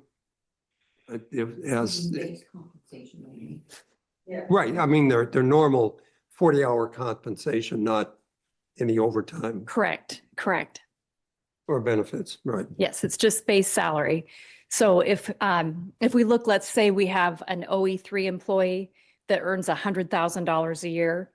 And if they were to pass away, their life insurance policy would be for $200,000. So it's double their salary up to $300,000. Thanks. Thank you. Any other questions by commissioners? Can we take a roll call vote, please? President Damrat, Yes. Commissioner Jane Crowley, Commissioner Mathush, Hi. Commissioner Slater Carter, Yes. Commissioner Zemke. Aye. Okay, passes. Next item, rates and fees effective July 1st, 2026. Yes, so this item proposes to increase the district's rates and fees by 2.2%. That is the consumer price index increase for 2025 for the San Francisco Bay Area. In 2017, the Harbor Board of Commissioners voted that this would be the method in which we would benchmark raising our rates and fees. So that's where that 2.2% comes from. We publicly noticed this increase in our rates and fees, hoping for public input and feedback, not only online, but we also print it on all of our invoices in March and in April, just hoping that everybody who pays our rates and fees will be notified of that potential increase. I also like just to give a little sample of what 2.2% might feel like. If, let's say, if you're one of our berthers on the commercial side, if you have a 40-foot vessel, right now, your monthly berth rent would be $469, and with that increase, it would go up to $480. With our increase this year, in addition, we are requesting 5 new fees be added to our rates and fees. One of them is we would like to try a pilot. We have some open spaces in our very lower lot here at the admin office. And so to look at a permit program for a very small number of stalls that we could offer to the community for a monthly fee. So there's that one. Also, we have been operating a trailer and boat storage lot, and we inherited most of our current customers.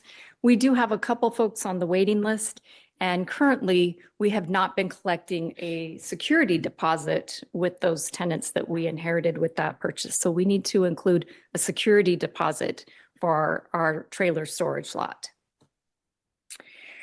Another piece of property that we recently purchased in Princeton has a high potential to become a transient trailer storage lot. So folks that come in for the weekend, they get a hotel here on the coast, they want to fish, but their hotel can't accommodate their boat trailer. So we would be able to accommodate their boat trailer at this small lot for as a transient storage lot.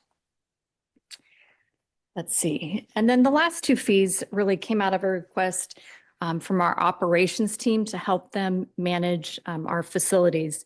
There has been occasion that our staff might need to operate a forklift to assist, let's say, a commercial crapper. You know, at the last minute, maybe this forklift that they needed didn't show up, and we might be able to give them a hand, or we might have somebody that left and we might need to move their items that they left behind by a forklift, and we need the mechanism to be able to recoup those costs.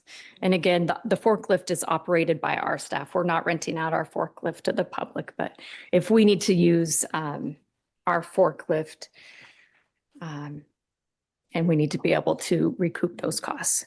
And then the other the last fee that we would like to add is a district cleanup fee. There are times that there's cleanup either by a berther or maybe, let's say, our trailer storage lot where that deposit doesn't cover what those cleanup costs could be. So really looking at hazardous waste and disposal fees and needing that mechanism to be able to bill and recoup those costs. So those are the 5 new rate fees that we would like to include this year. I'll make a motion to get the discussion started to adopt resolution 26-03 to increase district rates and fees by 2.2% for Pillar Harbor, Oyster Point Marina, and special events. I will second that. Okay, we have a first and second. I have no slips of paper for anybody from the audience to make a presentation. Do we have anybody online? Nothing online. Discussion by the commissioners. I guess I could, No, I'll just make a comment too. ahead. Obviously, this is pretty straightforward, but two, I just want to say thanks for taking a look at the add-on fees that the fees that you proposed adding here to make us whole, if you would, because there's a lot of things that we do that in the past, we may have just done them and not thought about what it costs, and it does cost us money. So thanks for sticking those in here. We're not trying to gouge our clientele, just recover our costs. And we have really great harbor masters. And so when I reach out to them every year and say, how are things going? Do we have rates and fees? Or if there's things happening at your facility that costs that you're seeing that we're not recouping. And so I really rely on their feedback to meet the needs of the district. They do a great job. Yeah. Mm-hmm. So I guess I got a quick question. You mentioned that in some or both of the lots in Princeton where we have people parking their boats or whatever, have they ever paid a security deposit to previous owners? Or I'm not sure what the fiscal agreement was in the past with the previous owners as far as, I think it was a fairly loose relationship at that lot as far as, but we know that we need a security deposit, just seeing kind of. It's just hard for me to figure out that if I put my boat there 20 years ago and I'm still paying, and I paid a security deposit then and I'm still there, that you would then charge me another security deposit, or should it be for any new ones coming in? It would be only for our new ones. Okay. Yes. Okay. Yes. I wasn't clear on that. That's a good question. Thank you. Thank you. All right, we've had a first, second motion. We've had discussion. Can we take a roll call vote, please? President Damrat, Yes. Commissioner Chang Crowley, Aye. Commissioner Mathush, Aye. Commissioner Slater Carter, Yes. Commissioner Zemke. Yes. Okay, thank you so much. Rochelle, preliminary budget. Yes. So I'm going to share my screen.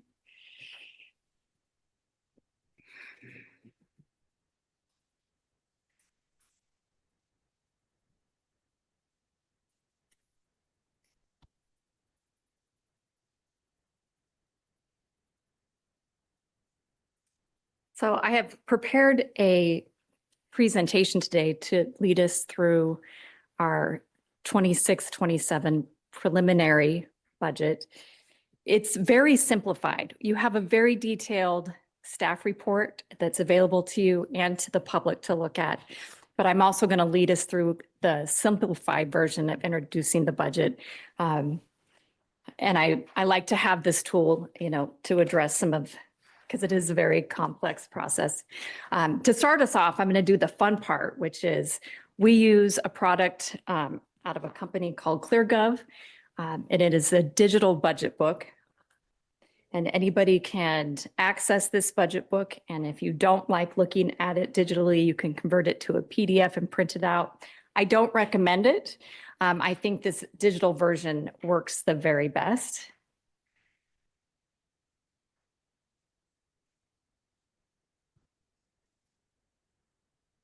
All right, so I'm going to lead us through some of those tabs. ClearGov did change their software this year, and so the format for our digital budget book is a little bit different.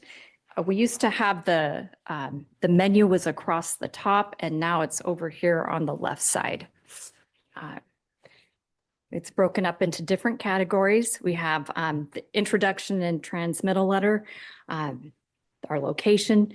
One of the things I'm going to point out is ClearGov does auto-generate some demographics for us. Right now, they're only pulling in data through 2024, which Julie and I have talked about that could be kind of a weakness. This might be an area that could be updated between now and June. I really love the graphics, but when the data is old, that's kind of a disappointment. When we talk about demographics, a couple data points for San Mateo County that I always think are really interesting is that we, for years and years now, we have led the state in the lowest unemployment rate. And then, of course, we also have some of the most expensive housing in the state. Not necessarily us. Yes, really. So just kind of those data points. Let's see, organizational structure, our overall organizational chart, our financial policies, budgeting process and timeline, and then influencing factors is another major tab. I always think this operating budget at a glance is very helpful, has a lot of data comparing different time points that you can go through, really lots and lots of detail. Yes. And then strategic plan. We have a new strategic plan. It will be embedded in here. We are still, as a district, fleshing out that work plan for our strategic goals and objectives. So between now and June, we'll be incorporating that information into our digital budget book. And so in June, when we make that final presentation, you'll be able to see all the bells and whistles related to our strategic plan. Short-term issues, long-term financial planning, really where we think we might be looking at this 5-year forecast. I think for the 5-year forecast, what I would point out is if we look way out at 2031, and I've been seeing this time where our budget may become imbalanced out in the future, keeps getting moved out year after year, which is great. But we do have that out there. If we ever get to that point in time, we would really need to look at our expenditures and revenues to make that adjustment. But we'll continue to watch that closely to make sure that that imbalanced budget continues to move out.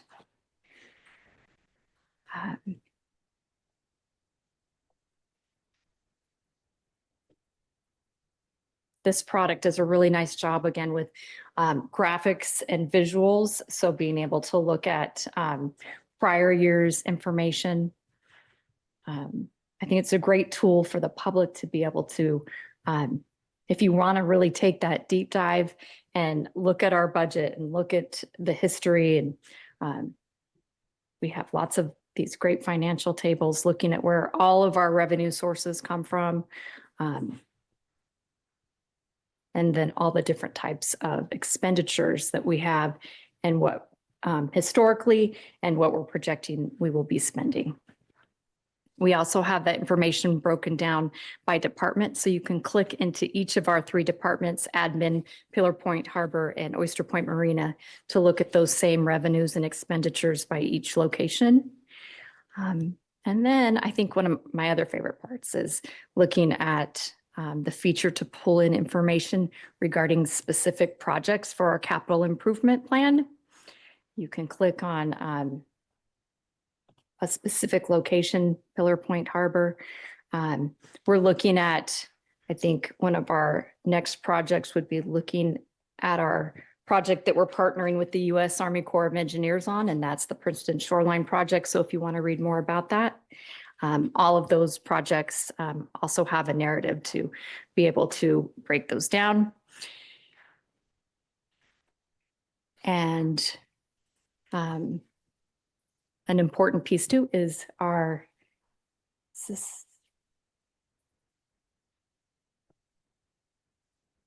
I'm not seeing all the things I'm clicking on here. Have you been seeing those? No.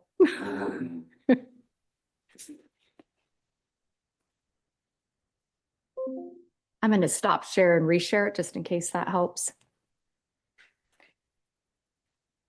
I think it would be important to make clear to the public, first paragraph.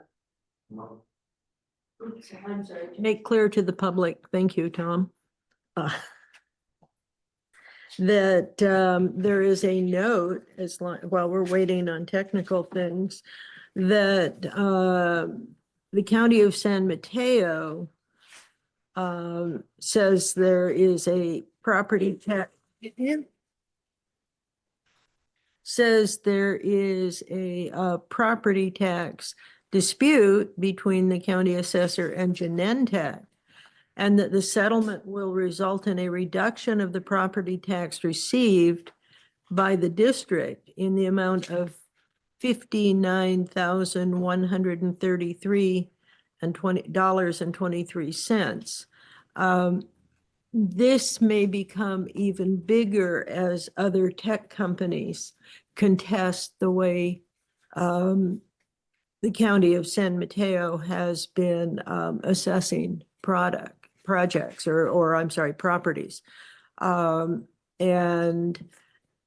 there are also some things coming up that we will discuss at the end of this in the legislature that will have phenomenal effects on our budgets.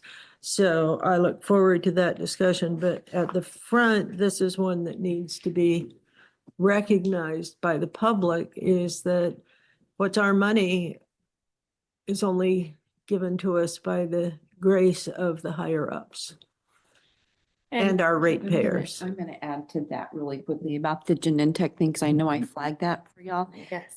But what I do want to add is that there is an additional reassessment evaluation happening. So there are 2, and I think I can't remember the years, but it's like up to 2012 or something. It's like, it's going to have an implication countywide of 4 to 5 million. And then there's going to be another review of another reassessment request by Genentech. And so we just need to be prepared because the third one is, I think,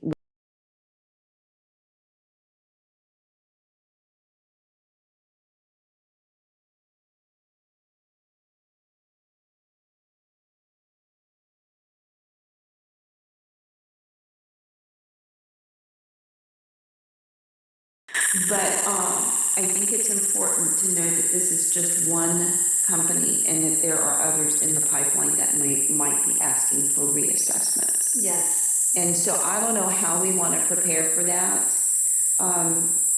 Do we prepare for,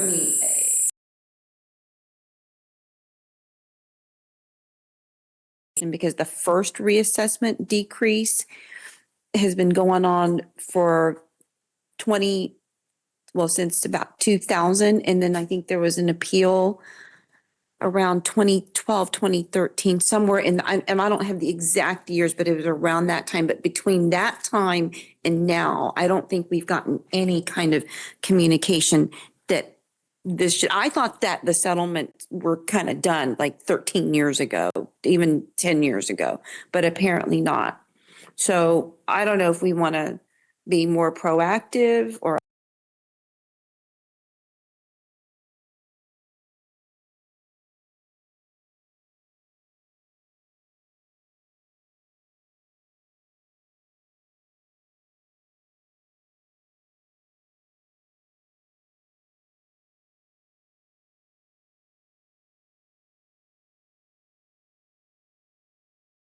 I were at the CSDA committee or legislative day, and I brought it up in the finance committee, so Tom's well aware, but we're not there yet. But since Catherine brought up the assessment thing, I just want you to know that there's more in the pipeline with just this one company. Right, we do anticipate that the Genetech, that next Wave. appeal Yeah. should be available in the next 2 to 3 years. I think they're Yeah, getting that's, ready. that's right. That's right. You ready to get back on? Let's get back on. Well, but that was part of the report. We're waiting for Yeah. technical. Oh, sorry. Yes. So- I forgot that we were waiting for technical assistance. We got it. So- Just filling in the time. So I'll take direction from the board if you would like me to go back to the digital budget book, since when I was going through it, I can just spend, 60 more seconds for the public just to, I'll hop back over there then. Just, You just lost your screen. that's good. See ya.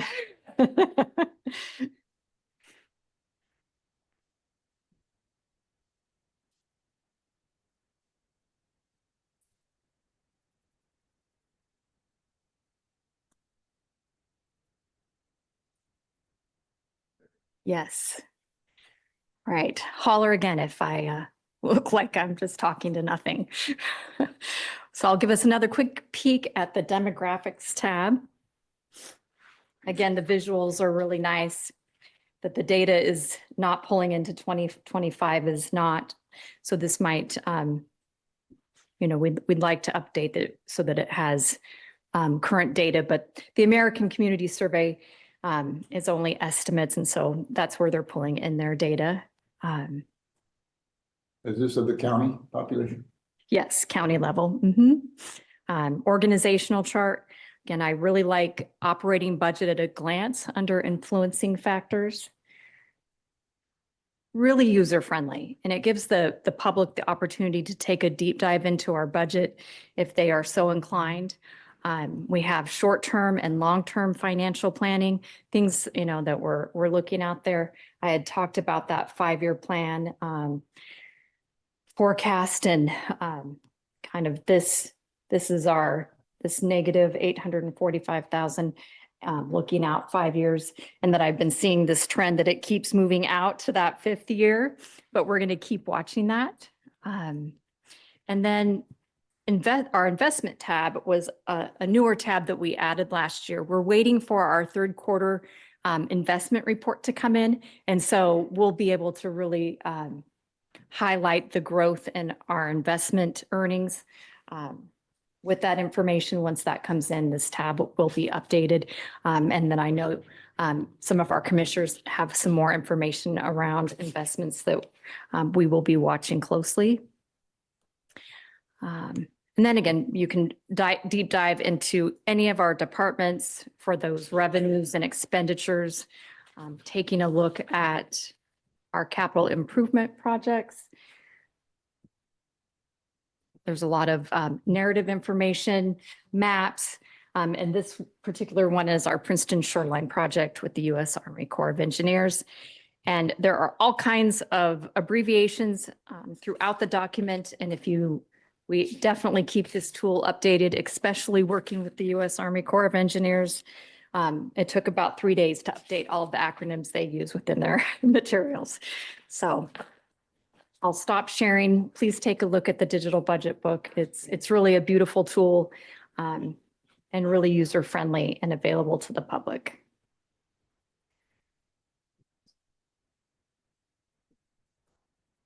Rochelle, it's so good. Thank you. Yes, I'm grateful for the product and being able to have that as a tool. Let's see. So again, I talked about that I have this simple presentation that also kind of speaks to our budget. So we're looking at revenues of 15.766 million, expenditures of 13.728 million, and then adding in 2.038 million towards our working capital. That's just a really simple breakdown. I always say it's good when you have less expenditures and more revenue, to really simplify that piece of the budget. Rochelle, do you know how much of that is interest income? I mean, you may not have it now. I can't remember. I would need to go back to my handy budget book. No worries, no worries, no worries.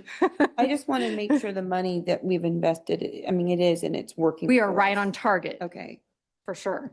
thank you. Yes. So when I was here in March, we looked at our first look budget, and now we're looking at the preliminary budget. And so there's some changes that have been made between the two different versions that I want to highlight. And we all know that we have some uncertainty with a tenant down at Pillar Point Harbor, and that uncertainty could result in some reduced revenues. And it was an appropriate time to make some adjustments to our current fiscal year's revenue projections. And that it is being reduced by 184,500. If things change, I'll be excited to tell you that things are different. And then kind of looking at that worst case scenario for 26, 27, if that space continues to remain unfilled. And so that was a reduction of $246,000. So that's a difference in revenues between the two different budget versions. Let me ask you a question. So this is just for that one former tenant, correct? So this situation could affect the other tenants as well. Do we have any estimates of what that decrease might be? We may not, and it may not be a decrease. I just know that when an anchor tenant is gone, then the other tenants might be affected. Sure. And I could see that being the case, when we had the last transition in that space. Yes. We could look back at that data, but we were also climbing out of COVID at that time. Yeah. So it may not be the best snapshot to go back. That could be the worst case scenario, though, but that I would want to see. Okay. If We you can don't look back mind. at some of their quarterly earnings statements and see if we can guess, what that might be Okay, like. thanks. And then We're going to have to make up that revenue even partially in some other way. And if there's more that hasn't been accounted for in terms of the decrease, we need to at least know what that number could be. Great, thank you. Thanks. We also, both Commissioner Slater-Carter and Commissioner Chang Crawley mentioned is the property value dispute settlement from Genetech. That's also a reduction. And when we project out our income from property tax income, we always want to assume, at least here, we assume that there is going to be a reduction. And if it continues to be a strong market, we're pleased to announce that. So, and then lower interest income is expected. We did some large real estate purchases in the last couple years. And we've also completed, which we're excited about, we've completed some large capital improvement projects. So that reduces the amount of cash that we have to be in our investments. So instead of $500,000 in interest income, we're projecting $250,000.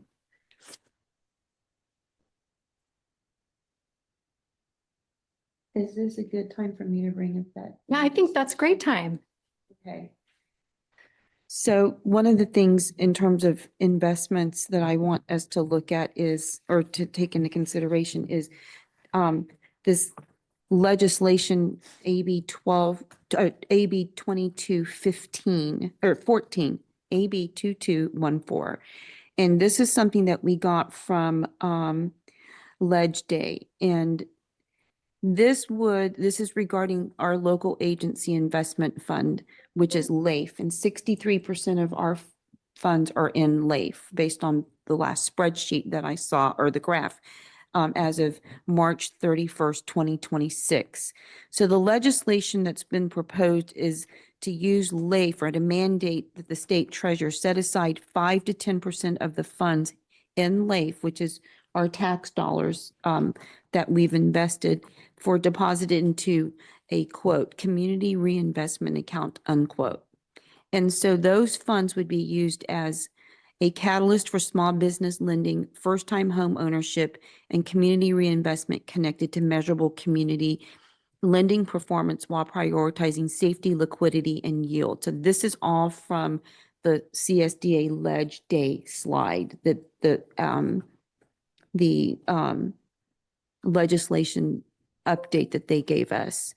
And obviously, there's going to be separate risk controls and et cetera. But I think that we need to look at how we can preserve our money instead of, I mean, unless the board wants to vote and keep it in there and understand that, you know, that we're not going to get all that money, which I think goes against LAIF's mission. I mean, right now there's $170 billion in LAIF. And so if you take off 5 to 10% for this other fund, I mean, that's a lot of money. And so I want to at least look at how we can slowly reduce what's in LAIF and either put it with our investment management firm, or this is the other thing I was thinking of, Rochelle, from our finance committee meeting, maybe take all of that out and put it in class, and then have the investment, and I don't know if we can do this, the investment management or our investment advisor take money from the class fund, at least have an interest-bearing fund or account, and then use it for financial management. I don't know if that can happen, but I don't want to necessarily keep it in LAIF. When this legislation may not pass, and I asked and Catherine knows who the guys, he's basically your CFO of CSDA. And he said that there's been previous legislation similar to this, but it hasn't really passed. But he said that this one feels different, and I can see why, because the assembly member who proposed this legislation is on the budget committee and the business and professions committee. So it's coming out of a pretty credible committee. But this is also a bill that CSDA is opposing because they want to keep local tax dollars for the benefit of local services and local funding for what we need to do. So I just want us to look at another alternative to LAIF. And I just mentioned class because we've looked at them before, and they happen to be at the CSDA conference, but it could be anyone else.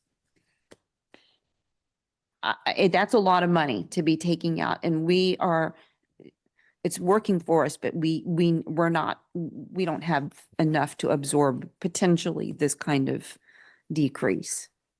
If I could Yes. add a comment, I think this is a good potential agenda item. Yeah, I was gonna suggest that. Future agenda. Yeah. Future you can- agenda yeah. item, because, and I will tell you, however, MWSD has only pennies in LAIF.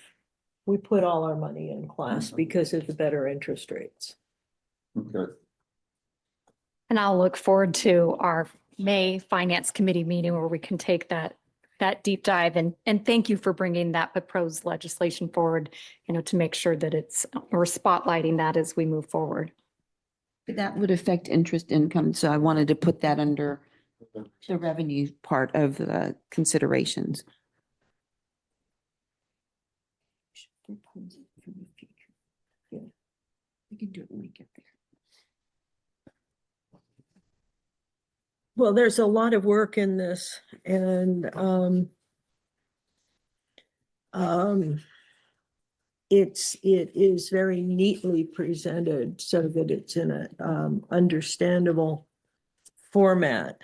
Can we get her to finish her presentation? Oh, I was just gonna make a No, that's why I didn't make the motion. Motion. I just butted in because of this one part in the revenue. When it comes to financial kinds of things, that's why I kind of let it keep going. It's just, I mean, there's a lot of dynamic details involved in all this. So to ask the question and make statements, I kind of let that go because it's important. But maybe we can get. We'll keep going and there's only a few more slides and More slides, good, we'll, good we'll slides. yes, move the meeting forward. So overall, our operating revenues are expected to increase by 1.3%. Non-operating revenues decreasing by 7.3%. Salaries increasing, salaries and benefits by 4%. Typically, we see that around 5%, but we will be eliminating the Assistant Director of Administrative Services in the fall.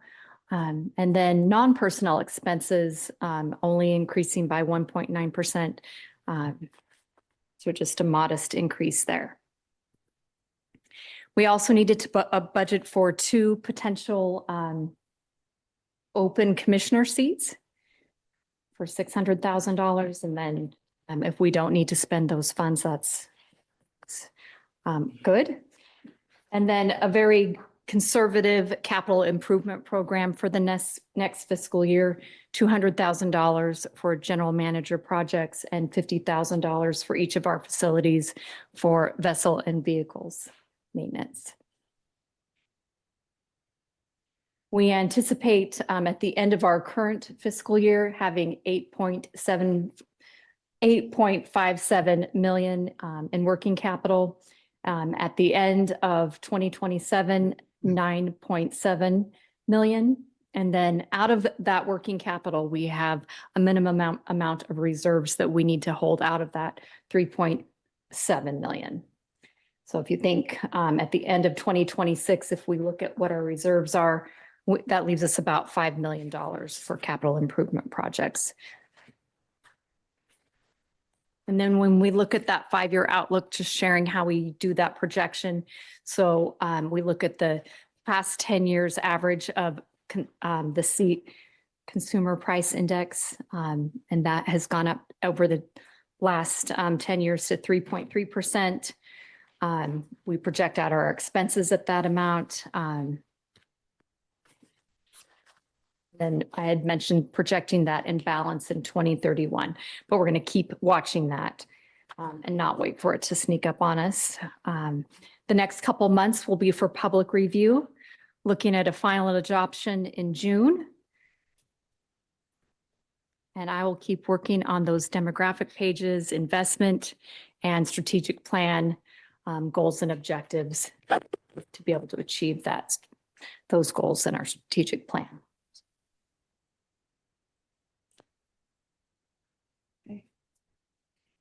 I'll make a motion.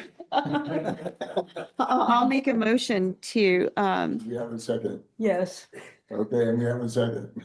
okay, this is just to adopt the preliminary budget.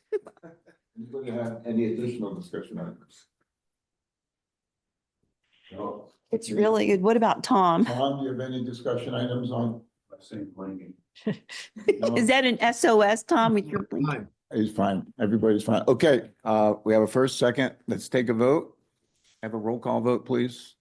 President Domrat, Yes. Commissioner Chan Corrali. Aye. Commissioner Mathush, Aye.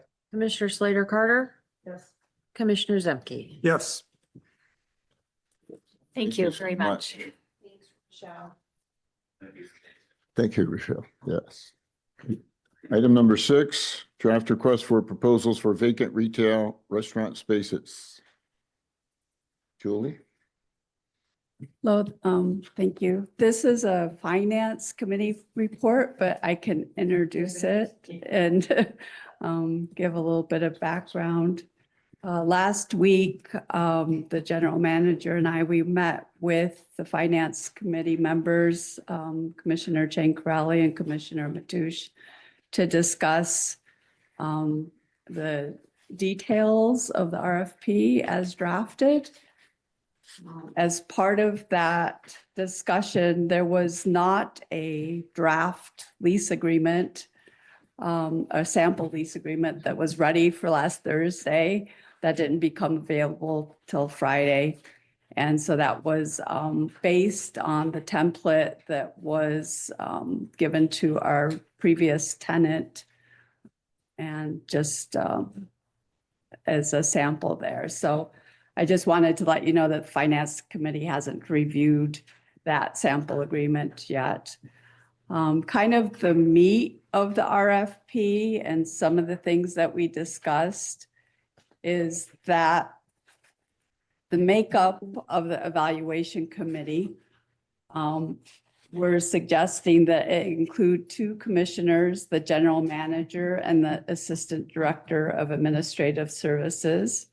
And then in addition, it is recommended that we hire a consultant to review the proposals and write a summary report, analyze the feasibility of those proposals. The Finance Committee also recommended that the term of the lease be for 5 years, initial term, with 2 potential 5-year extensions that would require their approval by the board. The other thing was the input on the proposed calendar. The evaluation committee members would have to be available to score the proposals from May 23rd to June 8th with the proposed calendar of interviews in the second week of June. So I'll just go through the calendar real quickly. The idea of this calendar is that we get all 3 proposals advertised by Monday of next week. That will give a little over a month for the proposers to start creating a proposal. May 6th would be the date advertised for a site visit that everyone would meet over at the facility and be able to see what they're proposing on, and also a video available to post with the RFP.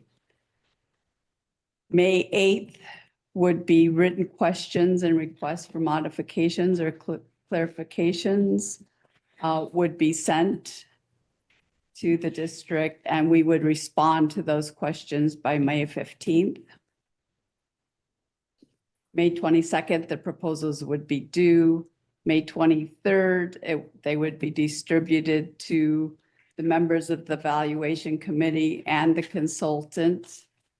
And all of that information, based on all of that information, you would set up interviews with all or some of the proposers. And that would be the week of June 8th. The evaluation committee would present the recommendations to the Harbor Commission Board at a special meeting that would be calendared on June 22nd. There would be a few weeks giving the exclusive right to negotiate with the finalist.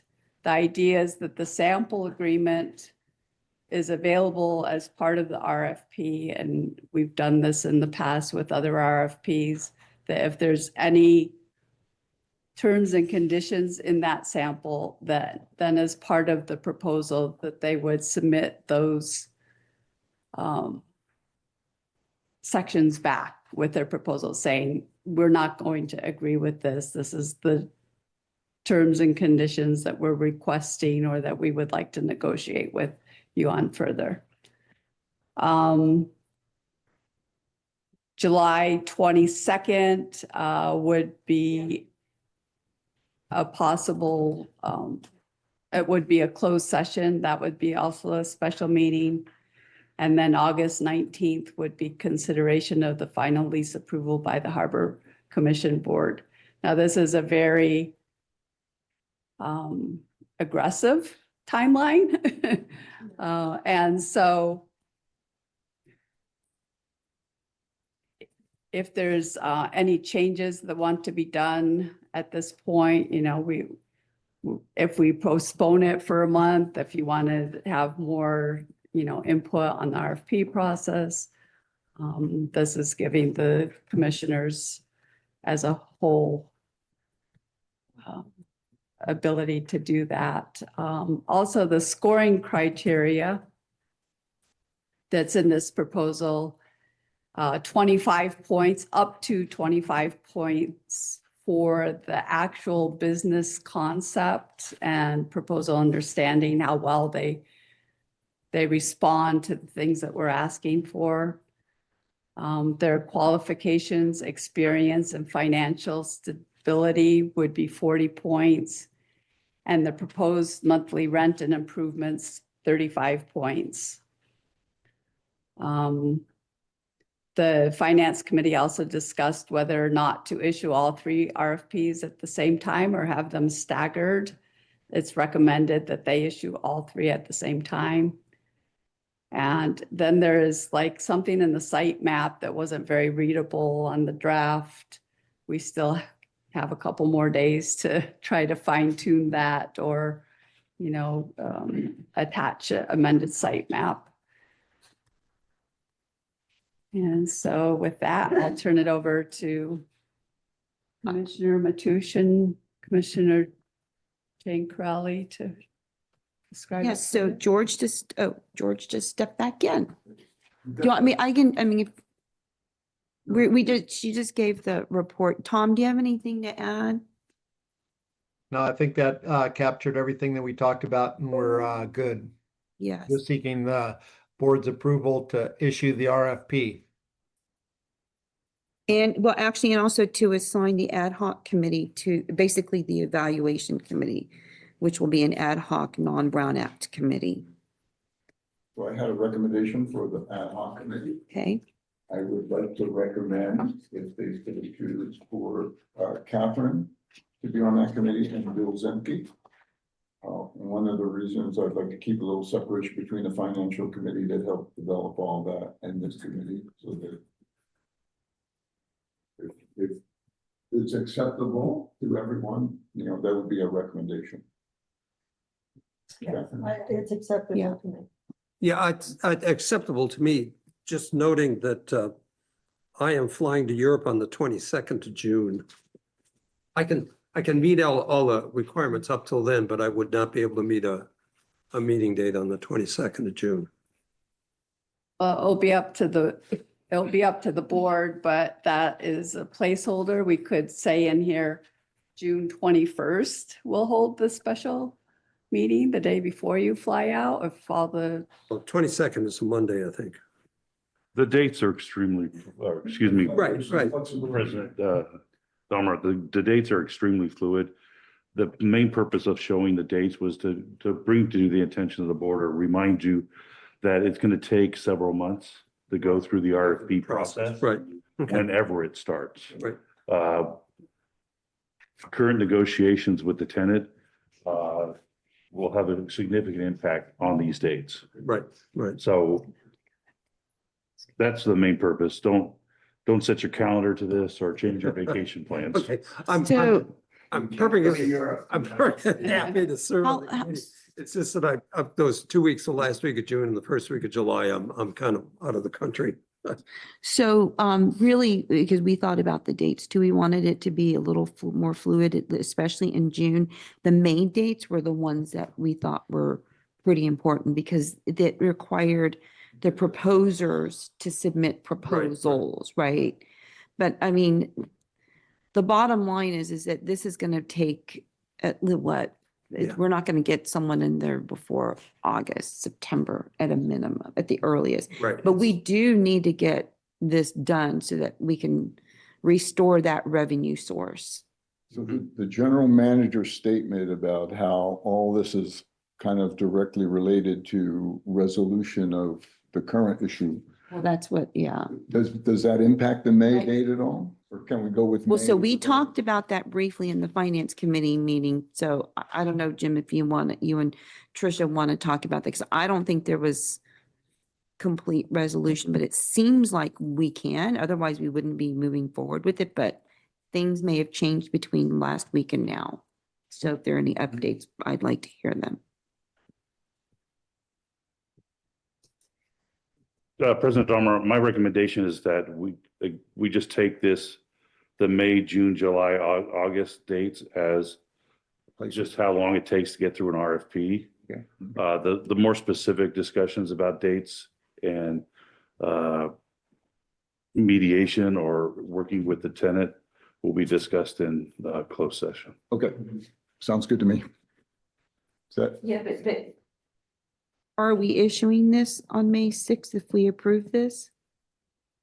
That's all dependent upon the mitigation or not mitigation, the negotiations right now, negotiations with the existing. existing tenants. Well, the former tenants. so what I'm hearing is, Existing leasehold. as of this moment, no, that's not a fixed schedule, but it may change once we know more in closed session and after.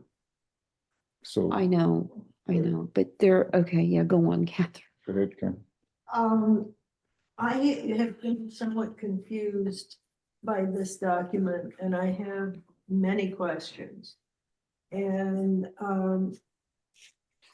so I'd like to be able to meet with Jim or someone. I think I need to know what's going on before I can vote yay on this. I need to know what's going on the timeline, the settling the current dispute with the tenant. And I need to know the processes of what's going on and where we are on this. Having in my business life been sued so many times, I always figure it's better to go into something like this and to continue with a great deal of knowledge about the incident and the causes before we start, so we can develop a document, a timeline that's very clear. I just see some things that are missing that I had a whole lot of questions about when I read it. And I don't want to bore this meeting with them. But I do want to get them, in addition to the previous dispute at hand, I have questions about this document, the RFP itself. If the board So- directs to take this back to work on it after discussions with you, then I'm happy to do that. I I'm want to, also happy to meet with you anytime. okay. I want to put something out there pretty quickly, but I don't want to get us in trouble.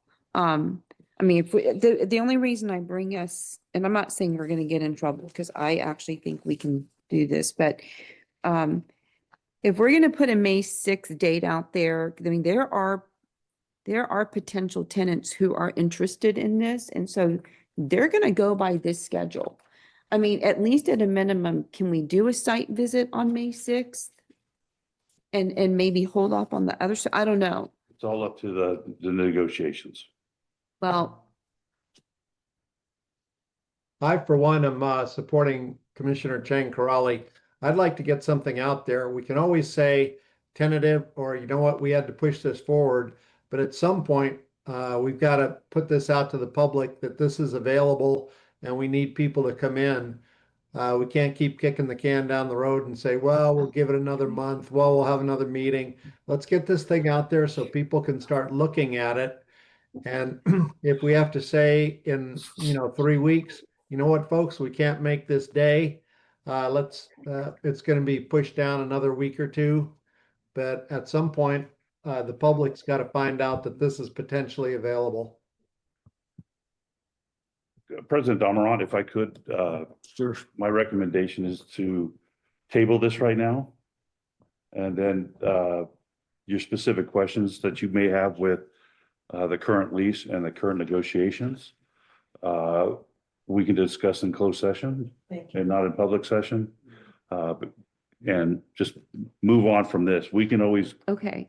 I can always meet with whoever wants to meet with us to discuss the RP, or if we're missing something and work on it. But again, if we issue the RFP today, or if we issue it in 2 months, it's not a significant impact compared to make sure that we do it right. And right now, the current tenants are still in the building. No, They still have control of that building. Right, Just and leave it at that, so- and yeah, my but do we recommendation is have- drop what it is and move the- into closed session. Okay, I that's concur. fine. Can we do a special meeting then for a closed session? That's up to the board. I'll support whatever the board would like. Because I want to get something resolved sooner rather than later, because the more, what? We have a closed session today. We have closed Oh, session we today. do? We do, Yeah. yeah. Oh my That's God, what I why, was- did I miss that? I think I missed that. Oh, you're right, you're right. Sorry. Oh my God. Okay, never Okay, mind. so We'll we'll table it for now. table that and. Oh my God, I'm, We'll just table this and. Okay. Later, my recommendation. Table. thank you. Tom, I think that's the smart Number way to do 7. it right now. Is Yeah. Mr. Damarad in the audience to speak to this one? I don't see him here. It's got my name on it. So this one. I know. I don't know why. That's okay. This one, gosh, it started well before the holidays where we were negotiating with the general manager, and we're on number 7. Okay, so number 6, we will defer further until closed session. Number 7 is the recommendation to approve amendment number 5 to employment contract with James B. Pruitt as our general manager and authorize the board president to execute. Am I executing the general manager? Is it? Yeah. Oh, now that's written, man, we got to execute. Okay, execute the agreement. Okay. President Damerat, I just wanted to again mention this is the second item I discussed that's on the agenda, that the Brown Act requires that we do a specific oral report if there's going to be an adjustment to the salary of a agency executive. So I just wanted to state for the record that the proposed amendment will increase the salary of the general manager to $260,853.84. And then it provides for the general manager to elect not to use the district's medical coverage, health and medical coverage, and if there's a savings resulting from that election, that the amount of $400 can be paid per month to the general manager. Okay, do we have a motion? I have a question. Why wasn't there a written staff report?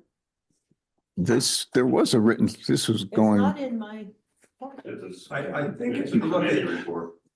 in, under G8, the amendment is actually shuffling. Yeah. Second page.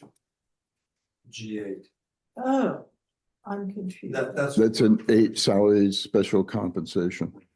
And I thought we had a report several meetings back where we had that. I recall So, that, yeah. but I didn't know So- what changed. There was nothing changed between then and now, other than us not approving it because of special meetings and other things. Try to do it in a special You meeting. have to do Yeah. it in a regular meeting. We Okay, had to do it at a regular meeting, so that's all that this was. okay. And the only thing in the agenda packet for this agenda item was the amendment. Gotcha.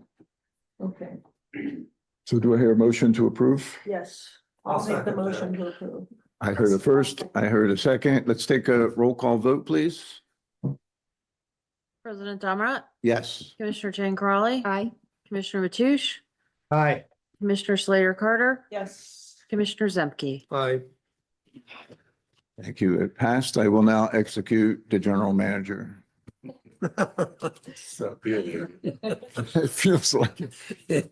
Julie, would you like to take item 8, salary schedule and special compensation? Thank you. This item is just a follow-up to what you just approved, and it requires that a salary schedule be posted on the district's website and approved by the commission. So this salary schedule is updated to include the new general manager's wage. Okay. Thank you so much. Do Oh, go I on. hear a motion? to approve? I'll so move. So moved. I'll second. And a second. Any discussion? Do we have any discussion online? No discussion online. Can we take a roll call vote? President Damerat, Aye. Commissioner Jane Crawley. Aye. Commissioner Mathush, Aye. Commissioner Slater Carter, Commissioner Zemke. Yes. Thank you so much. We now go into closed session. So whatever the procedure is that we'll break. Oh. Any questions from the public? There's no questions in the audience. I'd like to talk about future agenda items. We're going to do that after closed session. We'll come back. You guys should keep skipping this closed session. I don't know. Okay, we go into closed session. Thank you so much. Recording We'll be stopped. back.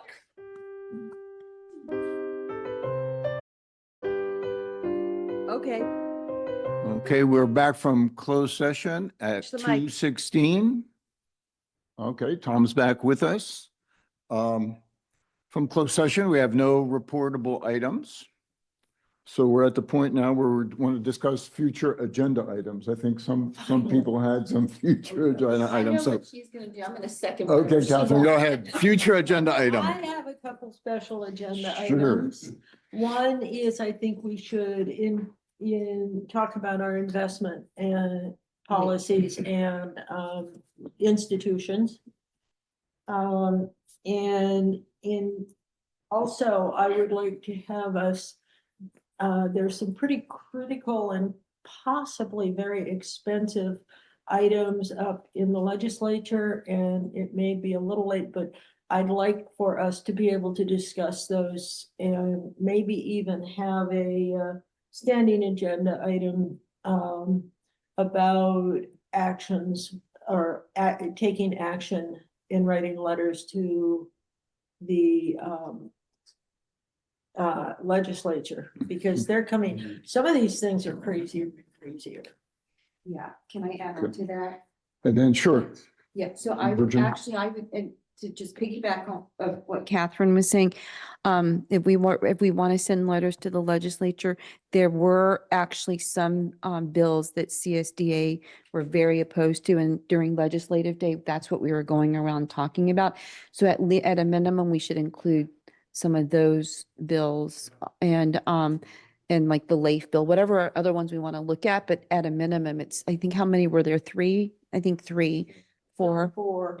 Yeah, so yeah, 4. And one was the high-speed rail thing, which is not a bill, but it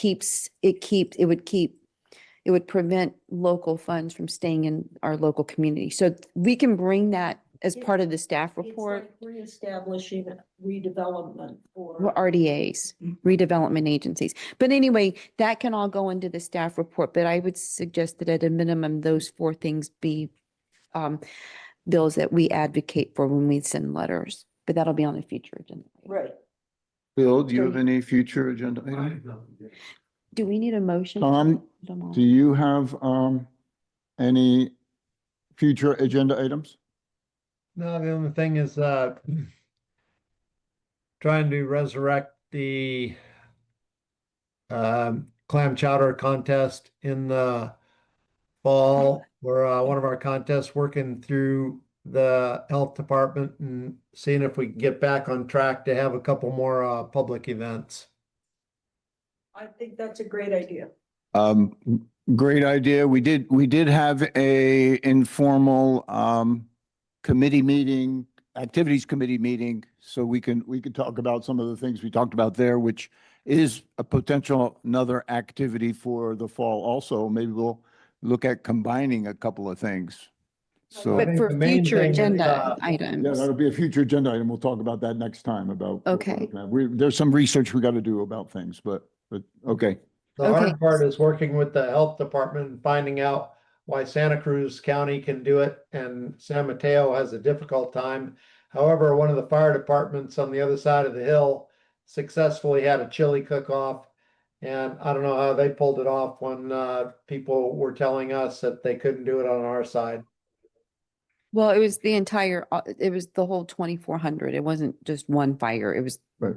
the department. Anyway, do you want a motion for these future agenda items? I want to ask one more. Okay. And it's more of a question for Jim, if he thinks that the Corps will have enough for us to present in terms of some alternatives for the Princeton shoreline. Do we want to present that at the next meeting? You think they'll have something, or There, I think we narrowed things down to about like maybe 5 alternatives. So I don't know if they'll be ready or if we'll be ready for the next meeting to talk about some of the concepts. I believe I was going to talk about that today at our 1 o'clock meeting. Oh, That has now been rescheduled. okay. So With the core.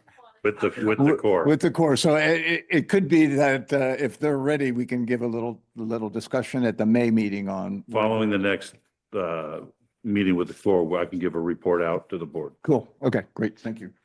Okay, do we need a motion? I'll make a motion to put these future agenda items on the, like the okay, so the investment fund for LAIF and whatever we're looking at for investments, that would be one. The other one would be the legislative advocacy letters on a future agenda item, and then your activities, yeah. That'll be a staff, like a report out on the activities. So. Well, then, yeah, but we don't need that for the, so I think for the future agenda items, we're talking about possible staff reports. Do you think that the activities thing would be ready for a staff report? I think we could do a quick staff report. Okay. As to what we're going, what's coming up over the next few months, what Okay. new ideas we're Okay. thinking of, and then some of the maybe combination of things. So then activities. Yeah. And then was there one more, the Army Corps thing, or do you want? Central Army Corps, we'll know more from Jim after he has his meeting with the Corps, if they'll be ready. So Well, let's just wait on that one. let's just wait on, we can wait on. Okay, so it'll be for those 3 items on the future, the next agenda Correct, for May. for May. Is there a Are we second? discussing a May or June meeting for Oh, Oyster no, we Point? should do June. I'm not going to be here. Not I'm yet. not going to be here for. July? Oh, July, okay. No, I'm going to talk. So you had a I'm not going to motion? be here in May. I'll be here in June. Y'all can do it without me, but I feel like for the investment parts, I should probably be here. I doubt I'll be here in July. No, I'm thinking of June, Tom. I'm saying I don't think I'll be here in July. Okay. I mean, we can put it on May. I just won't We talk. can get the facts together. I think it's pretty simple. Okay. Everybody happy? So there was a motion? Do we even need motion for future? Yeah, items? yeah. On the agenda? Yeah. Yeah. No, I don't think No, so. I think this all came about because of a past governance. governance. Yeah, problem. so, Okay. so this will just go on May's agenda. Okay, do we have a second? Okay, all those in favor? I, Oh, oh, Tom's, oh. Sorry, Tom, roll call. Aye. President Dom, Tom said aye. Domerat says aye.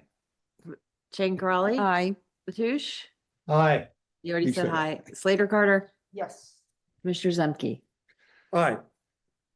It passes. Okay, do we have a motion to adjourn? so moved. I'll second. We all move, we all second. All right, all right. Meeting's adjourned. Thank you very much, all. Thank you. guys.